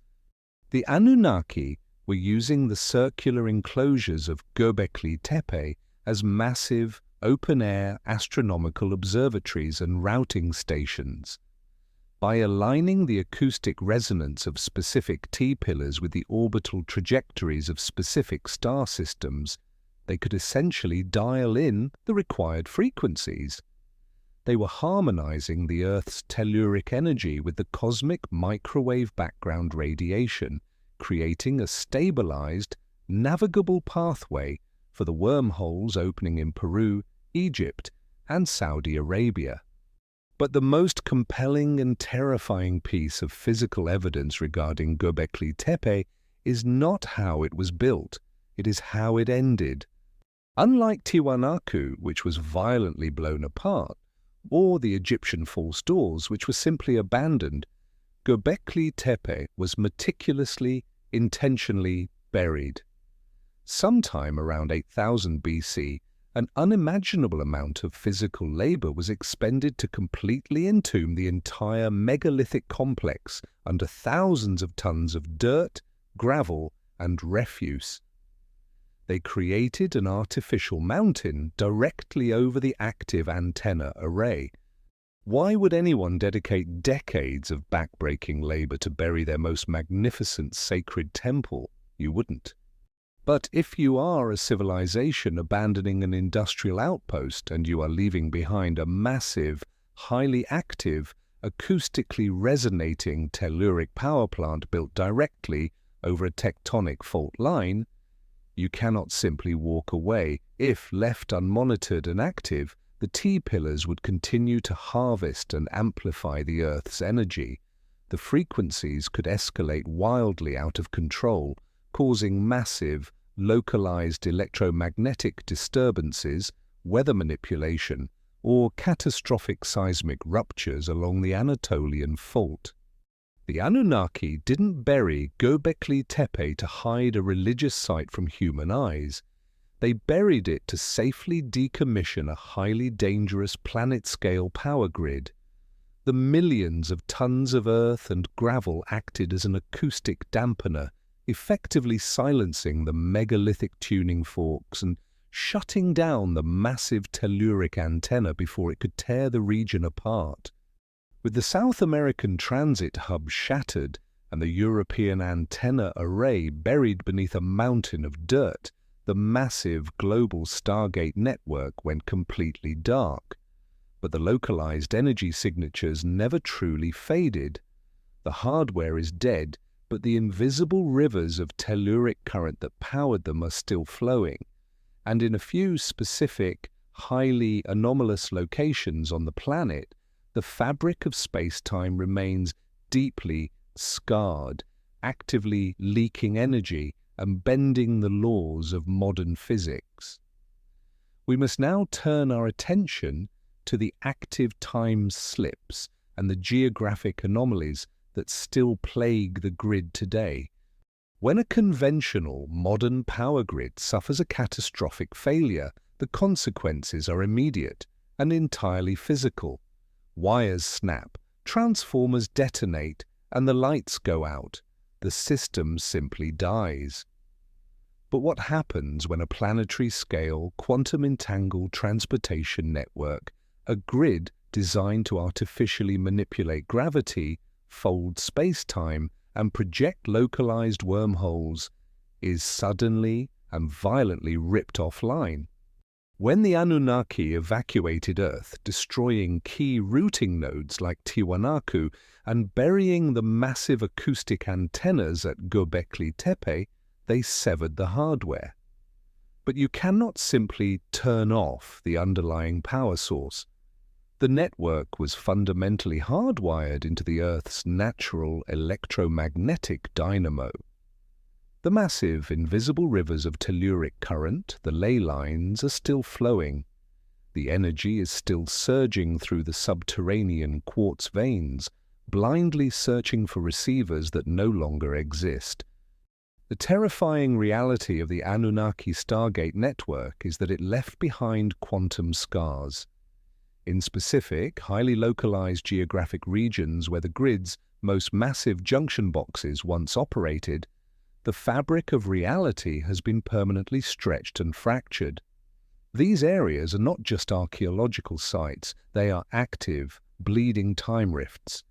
Because when you irreparably damage a machine designed to manipulate space-time, the localized byproduct is not just electromagnetic chaos, the byproduct is chronal displacement. The machine begins to leak time.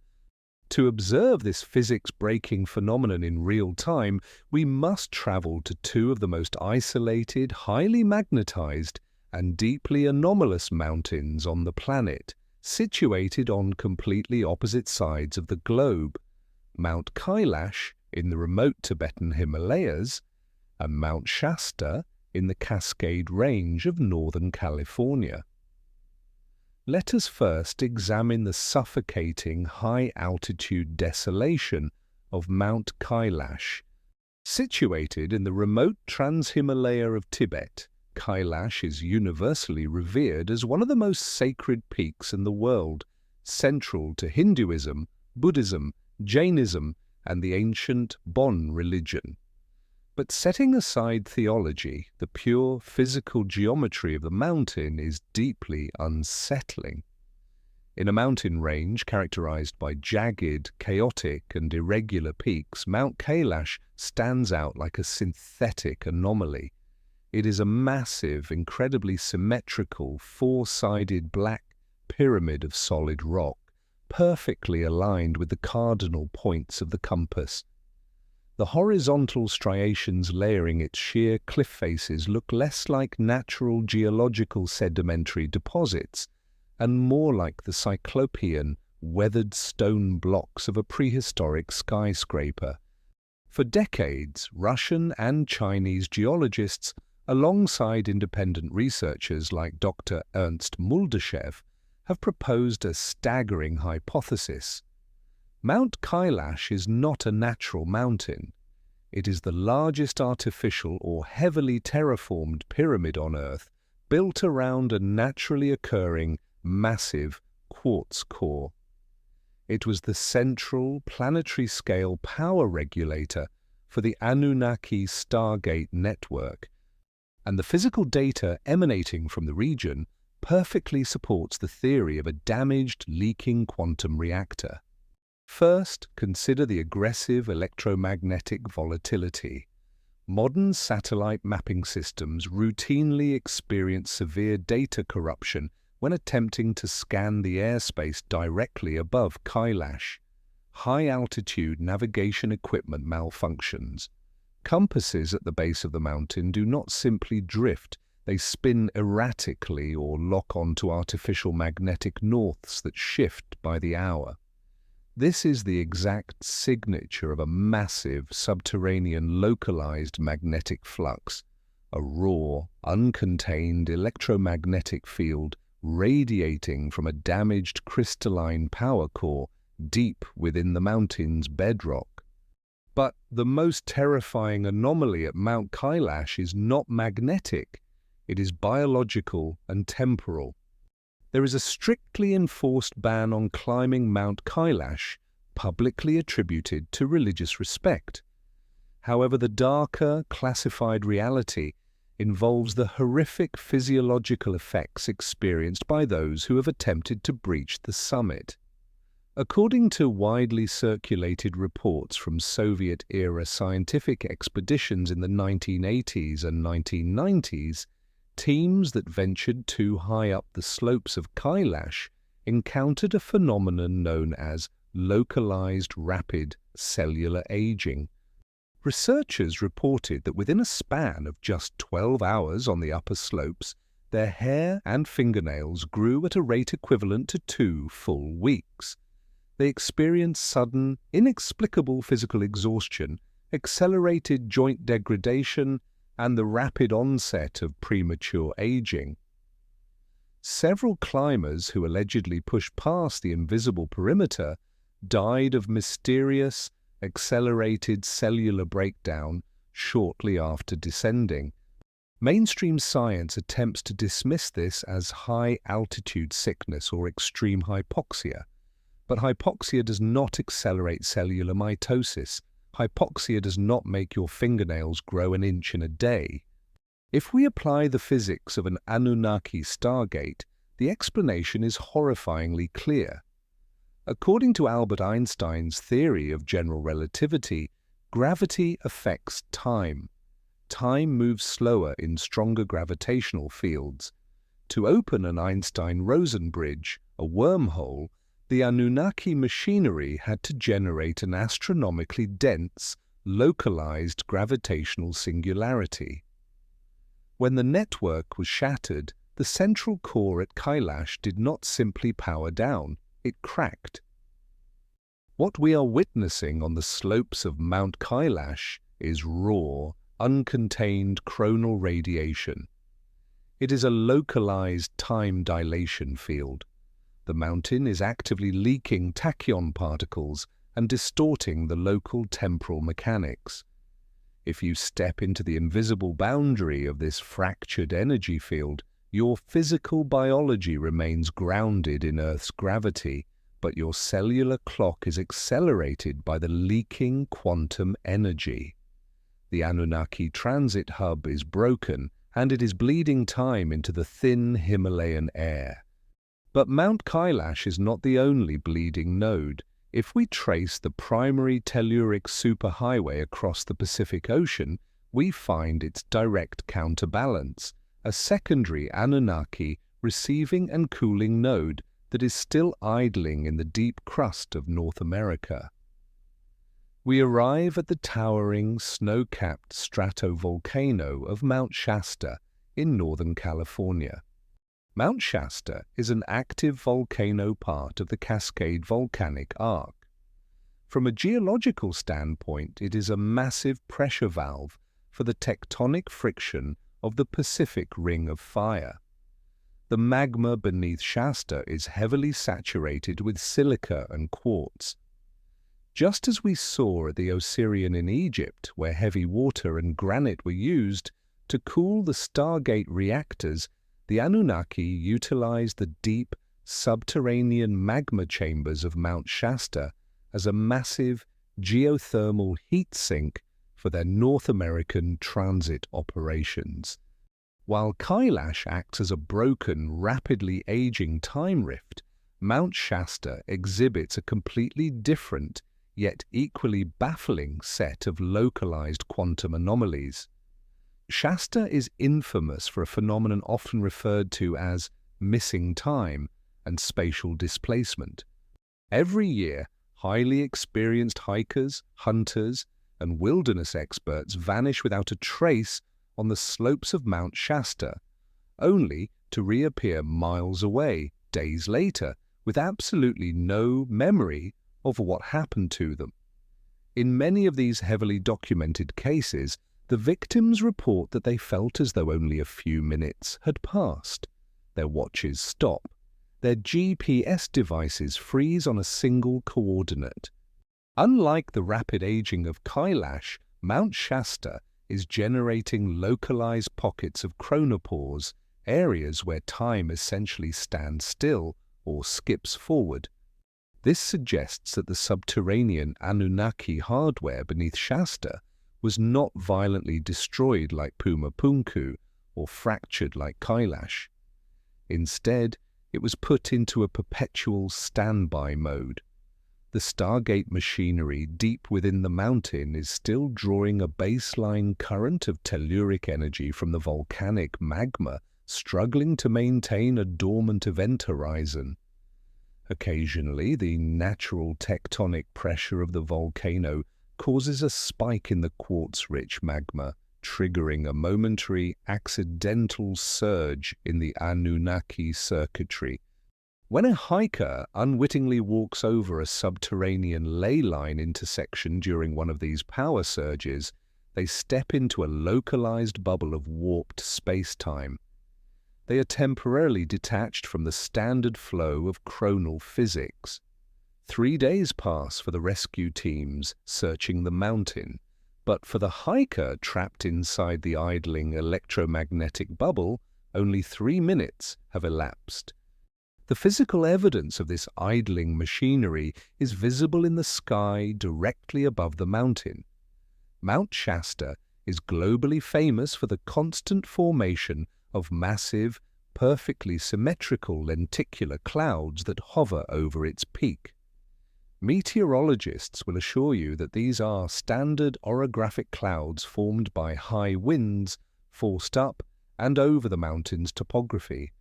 But analyze the specific behavior of the Shasta clouds. They often remain perfectly stationary for days at a time, entirely unaffected by the gale force winds whipping around them. They stack upon each other in rigid, multi-layered saucer-like tiers. They glow with bizarre, unnatural bioluminescence at night. In the framework of aerospace engineering and quantum mechanics, these are not clouds. They are localized atmospheric plasma shields. When a massive subterranean electromagnetic reactor, like an idling Anunnaki receiving bay, vents excess thermal energy and microwave radiation into the atmosphere, it aggressively ionizes the surrounding air and moisture. The water vapor instantly condenses around the invisible, dome-shaped magnetic containment field projected by the mountain. The lenticular clouds of Mount Shasta are the exact physical thermal exhaust footprint of a massive subterranean microwave generator. They are the cooling vapor of a machine that refuses to die. Furthermore, the Native American tribes of the region, such as the Modoc and the Klamath, possess rich, terrifying oral histories regarding Mount Shasta. They do not view it simply as a mountain. They revere it as the heavily guarded residence of the Sky People, beings who descended from the heavens and established a massive, hidden city deep inside the bedrock. Modern esoteric lore refers to this alleged underground metropolis as Telos, supposedly inhabited by the survivors of Lemuria. But if we strip away the New Age mysticism and apply the Anunnaki infrastructure model, Telos is not a magical city of enlightened beings. It is the deep-crust, heavily fortified transit hub and cargo storage facility of the North American Stargate network. The Native Americans were documenting the physical arrival of the Igigi workforce and the Anunnaki commanders utilizing the mountain as a high-capacity receiving pad. The occasional sightings of towering humanoid figures in glowing robes on the slopes, or the bizarre high-speed atmospheric anomalies darting into the mountain's crater, are not ghosts. They are the lingering automated security drones, or perhaps the final stranded caretakers of a dead empire tending to a machine that has been stuck on idle for 10,000 years. Mount Kailash and Mount Shasta represent the terrifying reality of humanity's true inheritance. We are living on top of a shattered, incredibly dangerous quantum circuit board. The Anunnaki ripped the gold from our crust, utilized our planet's magnetic blood to power their interstellar highway, and then ripped the keys out of the ignition. But the engine is still hot, the quartz veins are still vibrating, the fabric of time itself is still torn and frayed at these massive junction points. We have analyzed the hardware, mapped the grid, and measured the leaking radiation. We have seen the colossal red granite receivers in Egypt, the shattered navigational interfaces in Bolivia, and the bleeding time rifts in Tibet. But to truly understand the sheer genius of this prehistoric engineering, we must finally examine the exact, undeniable physics of how it was operated. We must move away from the massive stone architecture and focus on the invisible, microscopic forces that tied the entire system together. It is time to look at the undeniable science of cymatics, the manipulation of gravity through sound, and the real reason the Anunnaki needed our gold in the first place. We have successfully mapped the dead, silent hardware of the Anunnaki transit network. We have examined the massive high-quartz receiver frames in the Andes and Egypt, the heavy water thermal dampening pools of the Osirion, the intricate stone circuit boards of Sri Lanka, and the planetary-scale acoustic antennas buried beneath Göbekli Tepe. We have even tracked the horrifying localized temporal radiation leaking from the fractured junction boxes at Mount Kailash and Mount Shasta. But a vital piece of the puzzle remains missing. Having a sprawling, perfectly engineered global infrastructure is entirely useless if you do not possess the operating system to turn it on. If you have an ultra-high-end smartphone with a pristine casing, a flawless microchip, and a massive battery, it is nothing more than a heavy, expensive paperweight if you do not have the software required to boot the system. The exact same principle applies to these megalithic stone gates. How did the Anunnaki actually bridge the gap between dormant stone and an active, localized wormhole? How did they pull the trigger? To understand the activation protocol of the gods, we must move away from the massive, multi-ton architecture and look at the invisible, microscopic forces of quantum mechanics. We must combine two incredibly powerful, naturally occurring physical phenomena: the raw, chaotic power of the Earth's electromagnetic grid, known as ley lines, and the highly structured, mathematically precise science of visible sound, known today as cymatics. Let us begin with the power source. The Anunnaki did not bring their own fuel to Earth, transporting the astronomical amounts of exotic matter or antimatter required to power a planetary wormhole network across the solar system would entirely defeat the purpose of coming here to mine resources. Instead, they recognize that the Earth itself is a massive, spinning, self-replenishing electromagnetic dynamo. Deep beneath our feet, the Earth's outer core consists of a superheated, churning ocean of liquid iron and nickel. As the planet rotates, this highly conductive liquid metal swirls and flows, generating massive electrical currents. These deep Earth electrical currents, in turn, generate the massive magnetic field that surrounds our planet and protects us from lethal solar radiation. But this electromagnetic energy does not simply stay trapped in the core. It bleeds upward, permeating the Earth's crust in massive, invisible rivers of low-frequency electrical energy.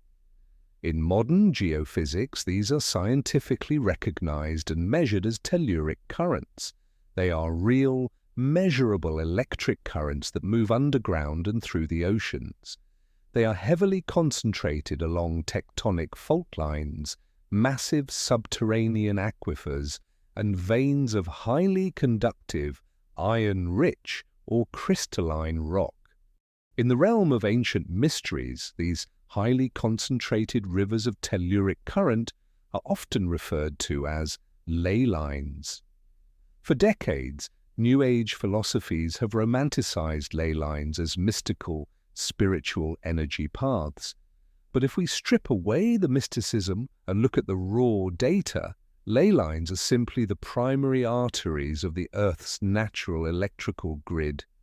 When you map out the locations of the ancient Stargate hardware, the Puerta de Hayu Marca, the pyramids of Giza, the monolithic gates of Mada'in Saleh, the temples of Angkor Wat, and the standing stones of Stonehenge, they are not scattered randomly. They are placed with terrifying mathematical precision directly on top of the major intersections or nodes of these telluric arteries.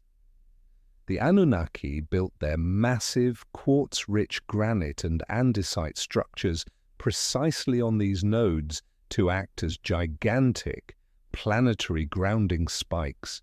They were tapping directly into the main power line of the Earth. But there is a catastrophic problem with raw telluric energy. It is incredibly chaotic.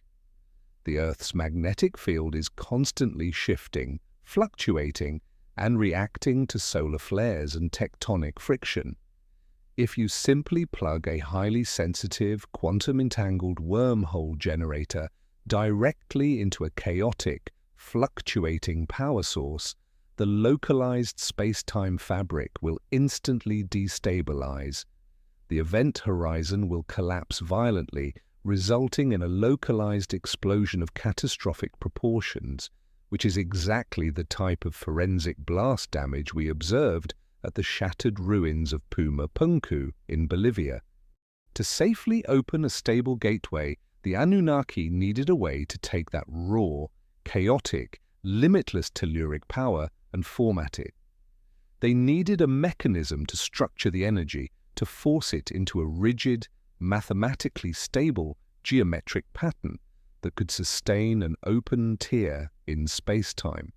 They achieved this through the absolute mastery of cymatics. Cymatics is the scientific study of visible sound and vibration. To understand this concept, look at the groundbreaking experiments pioneered by the German physicist Ernst Chladni in the late 18th century and later expanded upon by the Swiss medical doctor Hans Jenny. If you take a flat metal plate, known as a Chladni plate, cover it with a fine layer of sand or salt, and then run a violin bow along the edge of the plate, something incredible happens. The acoustic vibration from the bow travels through the metal. The chaos of the scattered sand instantly vanishes. In the blink of an eye, the sand aggressively snaps into a perfectly symmetrical, incredibly complex geometric pattern, a mandala of sound. If you increase the frequency of the sound, making the pitch higher, the original geometric pattern shatters, and the sand instantly reorganizes into a completely new, vastly more complex mathematical shape. The sand is completely passive. It is the invisible acoustic frequency that is actively dictating the physical structure of matter in three-dimensional space. Now take that simple laboratory experiment and scale it up to the level of ancient planetary engineering. The metal plate is the localized fabric of space-time and the massive quartz-heavy stone frame of the Stargate. The sand is the raw, chaotic, telluric energy surging up from the ley line beneath the structure. And the violin bow is the precise acoustic frequency utilized by the Anunnaki operators. How did they apply the sound? Recall the biological and cultural memories of humanity. In almost every major ancient religion, from the Vedic traditions of India to the early Christian Church, the concept of creation and divine power is intrinsically linked to the spoken word, to chants, and to specific, resonant sounds. In the beginning was the word. The Buddhist monks utilized the deep, throat-vibrating chant of the Om, which is said to represent the fundamental frequency of the universe.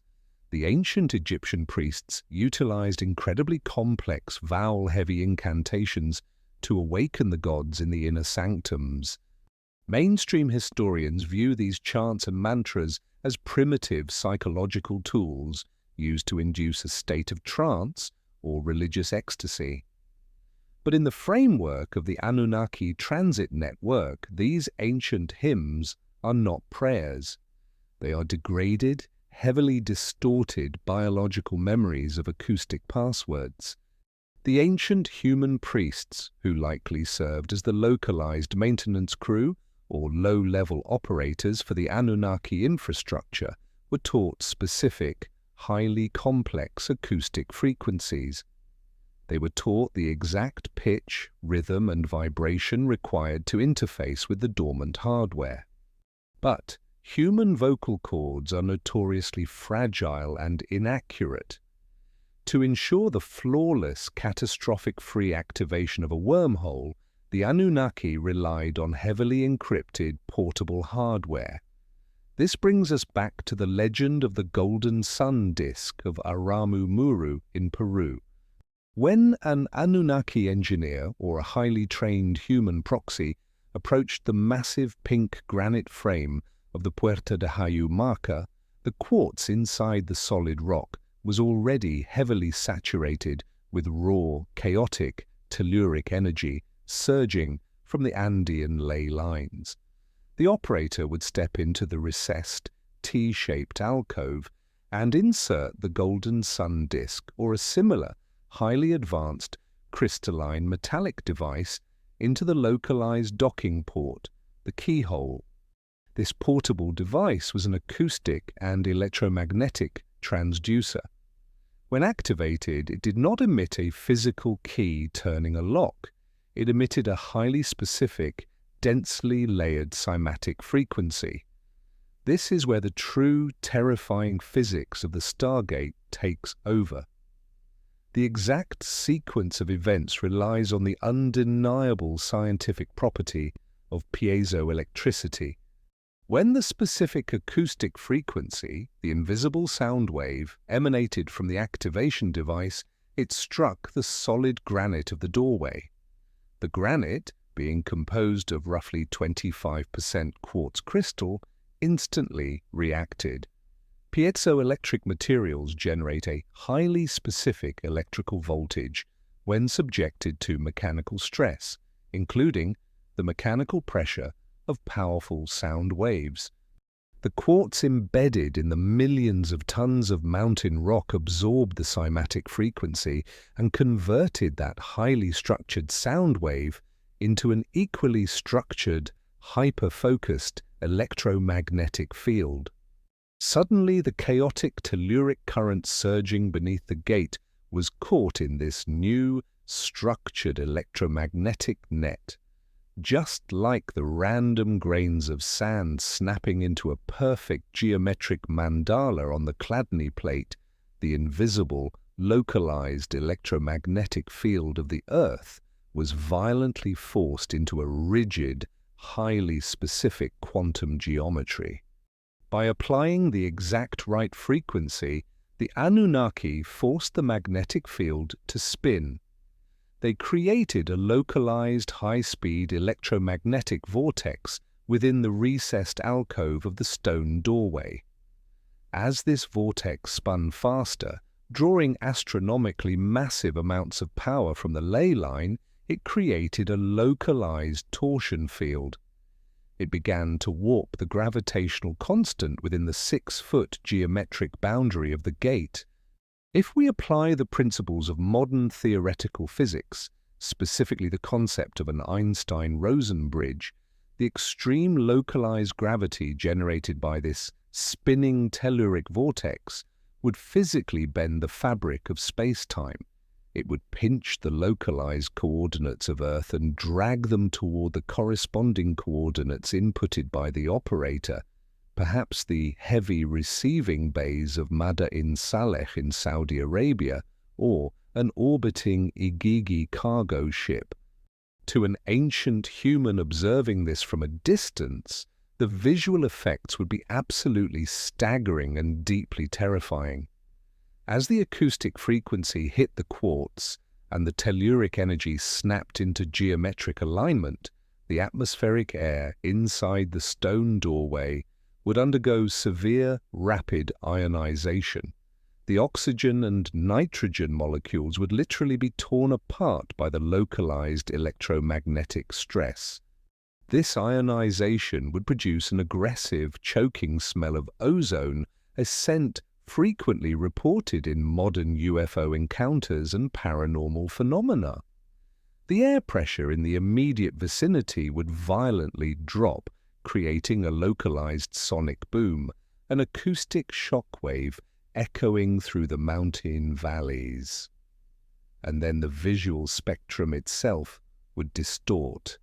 As the localized gravity well deepened, light attempting to pass through the stone alcove would be bent and redshifted.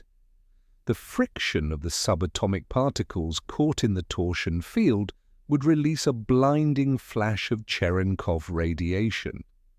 The solid, pink granite wall inside the doorway would appear to liquefy, melting into a shimmering, undulating curtain of ethereal blue or violet light. The event horizon had been established. The Stargate was fully functional. The massive cargo pallets of processed monoatomic gold could be levitated using the exact same acoustic, cymatic principles of acoustic levitation to counteract standard gravity, and pushed seamlessly through the blue wall of light, instantly transferring mass across the planet without ever needing to breach the upper atmosphere.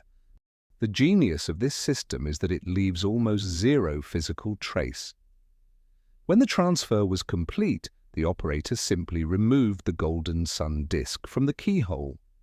The highly structured cymatic frequency ceased immediately. Without the acoustic violin bow to hold the energy in its rigid geometric pattern, the telluric current instantly reverted to its natural, chaotic state beneath the bedrock. The localized gravity well evaporated. The blinding blue light of the event horizon vanished, leaving nothing but the cold, silent, completely unscarred granite wall of the alcove. The ancient, primitive humans witnessing this did not see advanced cymatic physics interfacing with piezoelectric quartz and telluric ley lines. They saw a god command the solid mountain to open with a magic word. They saw a tunnel of blinding light. They saw an impossibly heavy shipment of gold vanish into thin air, and they saw the solid rock seal itself back up as if nothing had ever happened. This is why mainstream archaeology continues to stumble in the dark. They are looking at the massive stone blocks with tape measures and magnifying glasses, searching for the tool marks of copper chisels and the remnants of wooden ramps. They are looking at the hardware completely divorced from the software. The Anunnaki did not cut these doorways with crude tools. They cut them with the highly concentrated application of sound and light. They molded the rock using acoustic resonance, and they bridged the stars using the natural magnetic heartbeat of the Earth itself. But understanding the activation sequence, the combination of acoustic mantras and the telluric grid, leads us to the final, and perhaps most important, mechanical question. Why did they leave the massive stone frames behind but take everything else? What were the physical components of the keys they removed? To fully decode the Anunnaki technology, we must look at the specific, highly prized physical materials they used to build the vital, missing hardware. We must look at the incredible, highly suppressed, conductive properties of pure, monoatomic gold and the true reason they risked everything to mine it.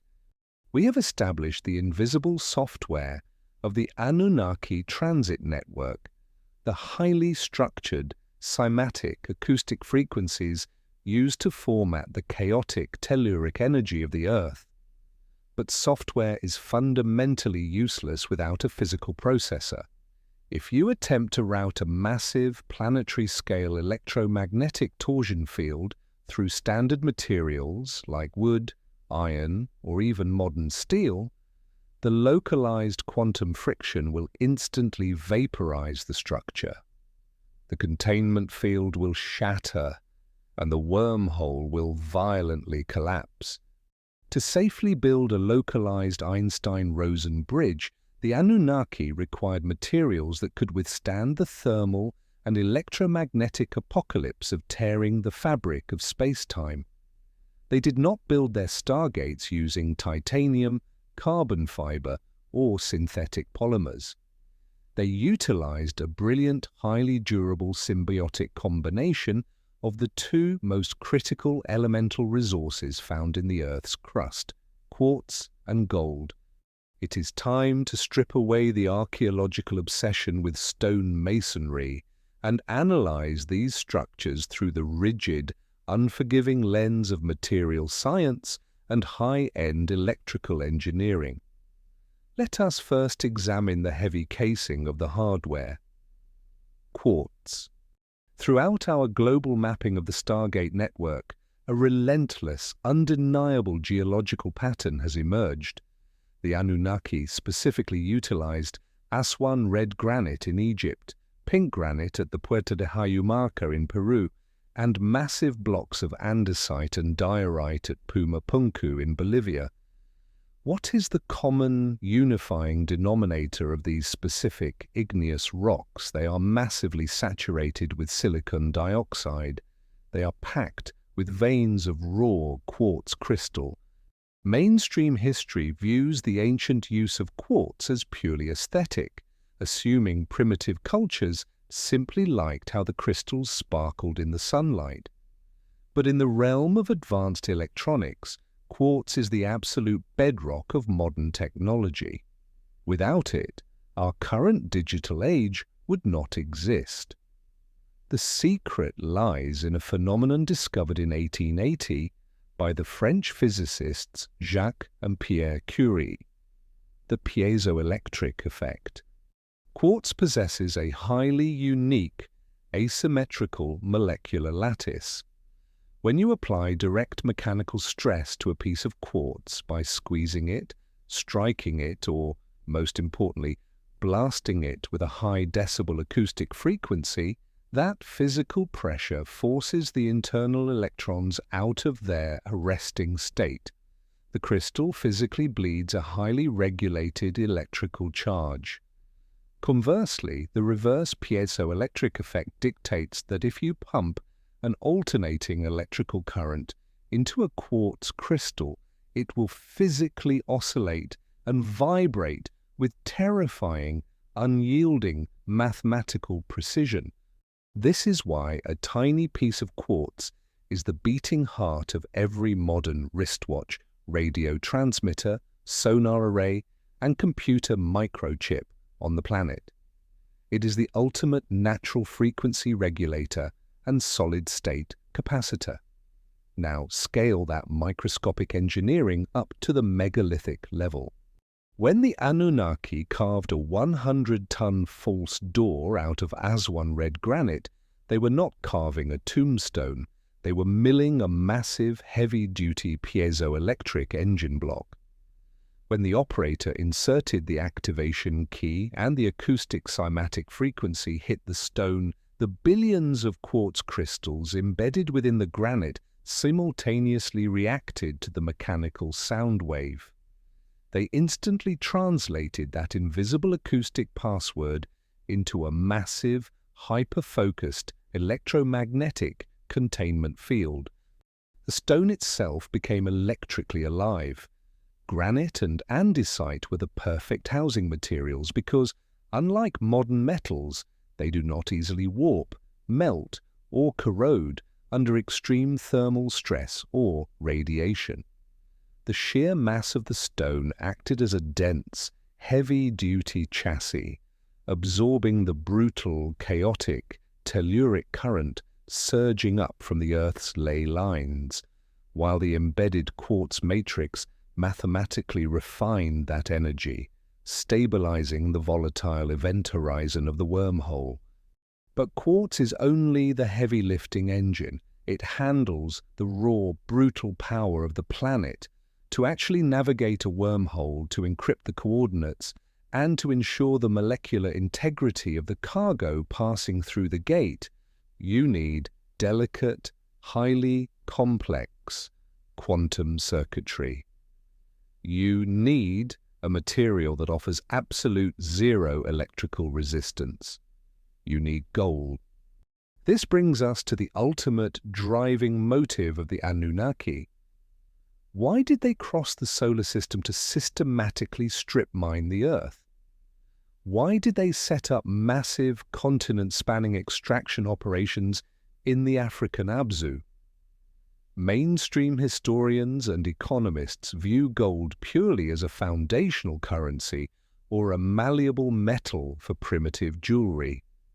But to a spacefaring, multiplanetary civilization facing a localized atmospheric extinction event, gold is the ultimate industrial utility.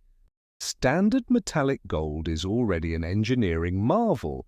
It is a phenomenal conductor of electricity. It never tarnishes, it does not rust, and it is the most malleable metal known to physics. You can stretch a single ounce of gold into a wire 50 miles long without it breaking, but standard raw gold was not enough to handle the astronomical informational bandwidth and quantum data loads of a Stargate. We must look closely at what the ancient Sumerian cuneiform tablets state the Anunnaki were actually doing with the gold once they extracted it. They were not hoarding ingots in a vault. They were subjecting the heavy metal to extreme metallurgical processing, pulverizing it into a fine, monoatomic white powder. In modern fringe physics, quantum mechanics, and advanced material science, this highly altered state of matter is known as orbitally rearranged monoatomic elements.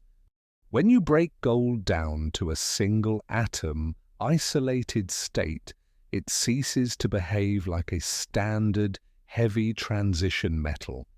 Its electrons reorganize and it begins to exhibit exotic, physics-breaking quantum properties.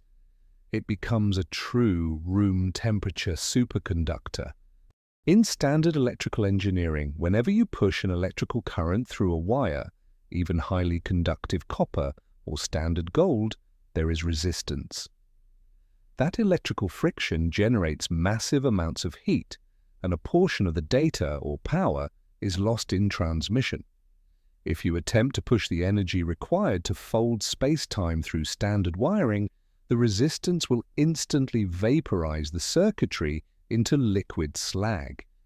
But monoatomic gold, acting as a room-temperature superconductor, possesses absolutely zero electrical resistance. A monoatomic gold circuit can transmit infinite amounts of electromagnetic energy and quantum data without generating a single degree of heat, and with absolutely zero signal loss. Furthermore, materials in a superconductive state exhibit the Meissner effect.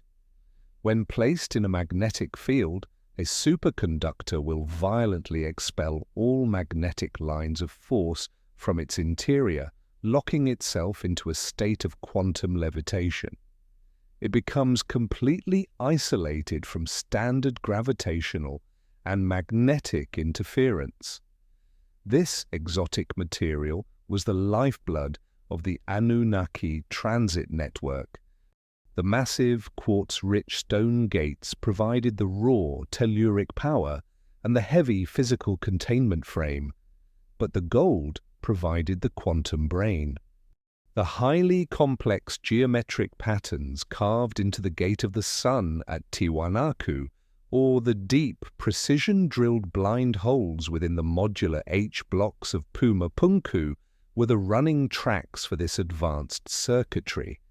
The Anunnaki engineers would have flooded these intricate stone channels with liquid gold or highly condensed monoatomic gold plasma. This created a frictionless, zero-resistance nervous system running directly through the solid piezoelectric rock. When Aramu Muru activated the Puerta de Hayu Marca, he didn't use a brass key, he used the golden sun disk. This legendary artifact was essentially a portable, high-density quantum hard drive constructed from pure, superconductive, monoatomic gold. Because of the Meissner effect and its absolute lack of electrical resistance, the gold disk could store the impossibly complex, multi-layered acoustic and electromagnetic frequencies, the 7 rays, required to bypass the Stargate's biometric security. When the golden disk was slotted into the circular depression of the pink granite door, the circuit was completed. The flawless, zero-resistance quantum data of the gold seamlessly interfaced with the massive, raw, piezoelectric muscle of the quartz. The gold routed the telluric energy, formatted it with cymatic precision, and projected the blinding blue Cherenkov radiation of the localized wormhole without a single component melting. It was a flawless, terrifyingly elegant technological symbiosis. The Anunnaki weaponized the two most abundant, naturally occurring technological materials on Earth, turning the mountains themselves into interstellar transit hubs.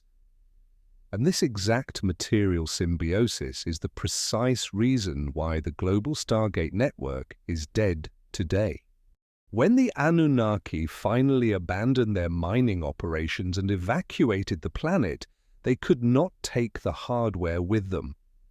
The 100-ton red granite false doors in Egypt, the massive andesite arches in Bolivia, and the carved sandstone facades of Saudi Arabia were simply too heavy and ultimately too cheap to transport. They left the stone engine blocks firmly bolted to the Earth's ley lines. But they did not leave the system intact. They selectively stripped the network of its most valuable vital components. They ripped the superconductive wiring out of the stone grooves at Puma Punku. They extracted the liquid monoatomic gold from the acoustic basins at Abu Ghurab. And they took every single portable biometric golden activation disk with them into the stars. They took the quantum brain of the machine, leaving early humanity to stare blankly at the massive, empty stone skulls of a dead transit system. The quartz is still there, humming faintly with latent telluric energy, waiting for a signal we'll never receive. The hardware is permanently frozen in standby mode, waiting for the gold keys that vanished tens of thousands of years ago. With the physical mechanics, the materials, and the activation protocols fully decoded, we are left with only one final, haunting question. What happened when the system finally collapsed? To truly grasp the legacy of the Anunnaki Stargates, we must look at the violent, catastrophic end of the Golden Age and the terrifying realization of what modern humanity is blindly attempting to reconstruct today. The Anunnaki Stargate network was an absolute triumph of quantum physics, acoustic engineering, and planetary geology. It was a flawless, interlocking grid that turned the Earth's natural magnetic heartbeat into an interstellar transit highway. So why is it completely dead? Why are we left with silent, cold, stone doorways instead of shimmering, glowing blue event horizons? The collapse of this massive planetary infrastructure was not a slow, peaceful decline due to technological obsolescence or thousands of years of neglect. It was a sudden, violent, and highly deliberate shutdown. When we cross-reference the geological record with the oldest surviving mythologies on Earth, the timeline of this collapse perfectly aligns with the most catastrophic epoch in human prehistory. The Stargate network fell victim to a terrifying three-pronged apocalypse: localized catastrophic climate upheaval, a brutal, scorched earth civil war among the Anunnaki commanders, and a final, systematic hardware wipe. First, we must look at the extreme environmental stability required to maintain a localized wormhole. As we have established, the entire Stargate infrastructure was predicated on the mathematically precise alignment of the Earth's telluric currents, the invisible ley lines. If you shift the magnetic grid, you break the quantum circuit. According to both ancient Sumerian cuneiform tablets and modern geological ice core data, roughly 12,000 to 12,500 years ago, the Earth experienced a cataclysmic event marking the end of the Younger Dryas period. The Sumerians recorded this as the Great Deluge, while modern science points to rapid glacial melting, massive solar flare activity, or a devastating comet impact. Regardless of the exact trigger, the result was the same: millions of tons of water violently redistributed across the Earth's crust. This unimaginable kinetic weight triggered massive planetary tectonic shifts. The magnetic poles drifted, the East Anatolian fault line violently ruptured, and the Andean tectonic plates shifted vertically. Because the Anunnaki Stargates were bolted directly to specific localized magnetic nodes, this violent crustal displacement physically severed their connection to the grid. The acoustic cymatic frequencies programmed into the portable activation disks no longer matched the new, altered resonance of the shifting ley lines. The grid was fundamentally thrown out of tune.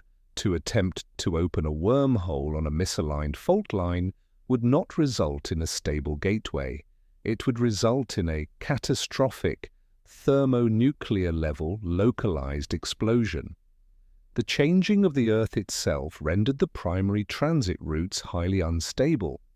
But natural disasters were only the beginning of the end. The Sumerian texts, specifically the Epic of Atrahasis and the Era Epos, vividly detail a massive, incredibly destructive civil war that erupted between the primary Anunnaki factions, specifically the forces of Enki, the master engineer, and Enlil, the rigid military commander. When the decision was made to eventually abandon the earth mining operations, a bitter, violent dispute arose over the control of the remaining infrastructure and the fate of the human workforce. This was not a war fought with primitive bronze swords. It was a devastating conflict fought with advanced, city-leveling weaponry. This internal Anunnaki warfare directly explains the horrifying, anomalous forensic damage we see at specific Stargate nodes today. When opposing Anunnaki factions wanted to sever their enemies' supply lines, they didn't just turn off the machines, they obliterated them. This is exactly why the massive 100-ton piezoelectric andesite H blocks at Puma Punku in Bolivia are snapped in half and scattered across the altiplano like children's toys. They were hit with high-yield, localized orbital strikes or acoustic resonance bombs designed to permanently disable the South American transit hub. This warfare also accounts for the sheets of green vitrified glass found in the Libyan desert and around the ruins of Mohenjo-Daro, sand instantly melted into glass by weapons emitting temperatures equal to the surface of the sun. Even the massive acoustic tuning forks at Göbekli Tepe were victims of this conflict. They weren't destroyed, they were painstakingly buried under an artificial mountain of refuse to hide the telluric antenna array and prevent the opposing faction from hijacking the planetary frequency grid. It was a scorched earth tactical retreat. Once the wars finally ended and the global cataclysm subsided, the final phase of the collapse was initiated, the orderly, systematic decommissioning of the remaining undamaged hardware. The Anunnaki were finally evacuating the solar system, but they were not going to leave highly volatile, planet-cracking quantum technology in the hands of a traumatized, primitive, and rapidly multiplying human species. They initiated a global hardware wipe. Anunnaki engineers visited the massive red granite false doors at Sakwala, the sprawling sandstone cargo bays of Mada'in Saleh, and the high-altitude gates in Peru, and they stripped them bare. They drained the conductive heavy water pools at the Osirion to permanently shut down the thermal dampeners. Most importantly, they removed the quantum brains of the operation. They ripped out the superconductive, zero-resistance monoatomic gold wiring that lined the intricate grooves and blind holes of the stone architecture. They recalled every single biometric activation key, every golden sun disk, and every acoustic transducer. They took the hard drives, the power cores, and the processors, leaving behind nothing but the impossibly heavy stripped-down piezoelectric quartz chassis. They left the stone frames behind because the stone was cheap, heavy, and completely useless without the localized monoatomic gold circuitry required to format the telluric energy. When the dust finally settled and the Anunnaki motherships vanished into the deep void of space, early humanity crept out of the caves and high-altitude sanctuaries to reclaim a shattered world. They found the massive, silent doorways carved into the mountainsides. They possessed the deeply ingrained biological memory of the gods stepping out of glowing, rippling blue light. They remembered the acoustic chants, the vibrations of the stone, and the massive offerings of gold. And so, the ultimate cosmic cargo cult was born. The surviving human priests began desperately mimicking the actions of the departed Anunnaki operators. They brought offerings of food and beer to the empty, disconnected offering tables of the Egyptian false doors, hoping to coax the gods back from the void. They chanted the ancient, broken cymatic frequencies into the empty stone alcoves, completely unaware that the monoatomic gold processors required to translate that sound into an electromagnetic vortex were long gone. The mechanical reality of a high-tech transit network decayed over millennia into the mystical religions of the ancient world. The Stargates became religious shrines, the applied quantum physics became magic, and the greatest cosmic highway ever built was buried beneath the sands of time, leaving us to stare at the empty stone frames and wonder where they once led. We have traversed the globe, stripping away thousands of years of religious mythology to expose the terrifying, highly engineered reality hiding beneath the stone. From the high-altitude pink granite of the Puerta de Hayu Marca in Peru to the massive, heavy-water cooling tanks of the Osirion in Egypt. We decoded the acoustic planetary antenna array at Göbekli Tepe and traced the bleeding, fractured time rifts still leaking from Mount Kailash and Mount Shasta. The evidence points to a chilling conclusion. Our ancient ancestors did not build these impossible megaliths to appease imaginary ghosts. They inherited the stripped-down, disconnected hardware of a planetary-scale transit network. The Anunnaki utilized the Earth's natural telluric currents, formatted that raw power using precise acoustic cymatics, and stabilized localized wormholes using the piezoelectric power of quartz and the zero-resistant superconductivity of monoatomic gold. They turned our planet into an interstellar highway, and when they left, they took the keys, leaving us in the dark. But here is the ultimate unsettling question we must face today. Look at the cutting edge of modern science. Look at the massive particle accelerators at CERN, our recent breakthroughs in quantum entanglement, and the serious theoretical physics papers being published on Einstein-Rosen bridges and warp drives. As we finally begin to manipulate gravity, isolate subatomic particles, and bend the fabric of space-time, we have to ask ourselves, are we actually discovering something new? Or are we simply, slowly, remembering the technology of the gods? Are we just trying to rebuild the Anunnaki grid?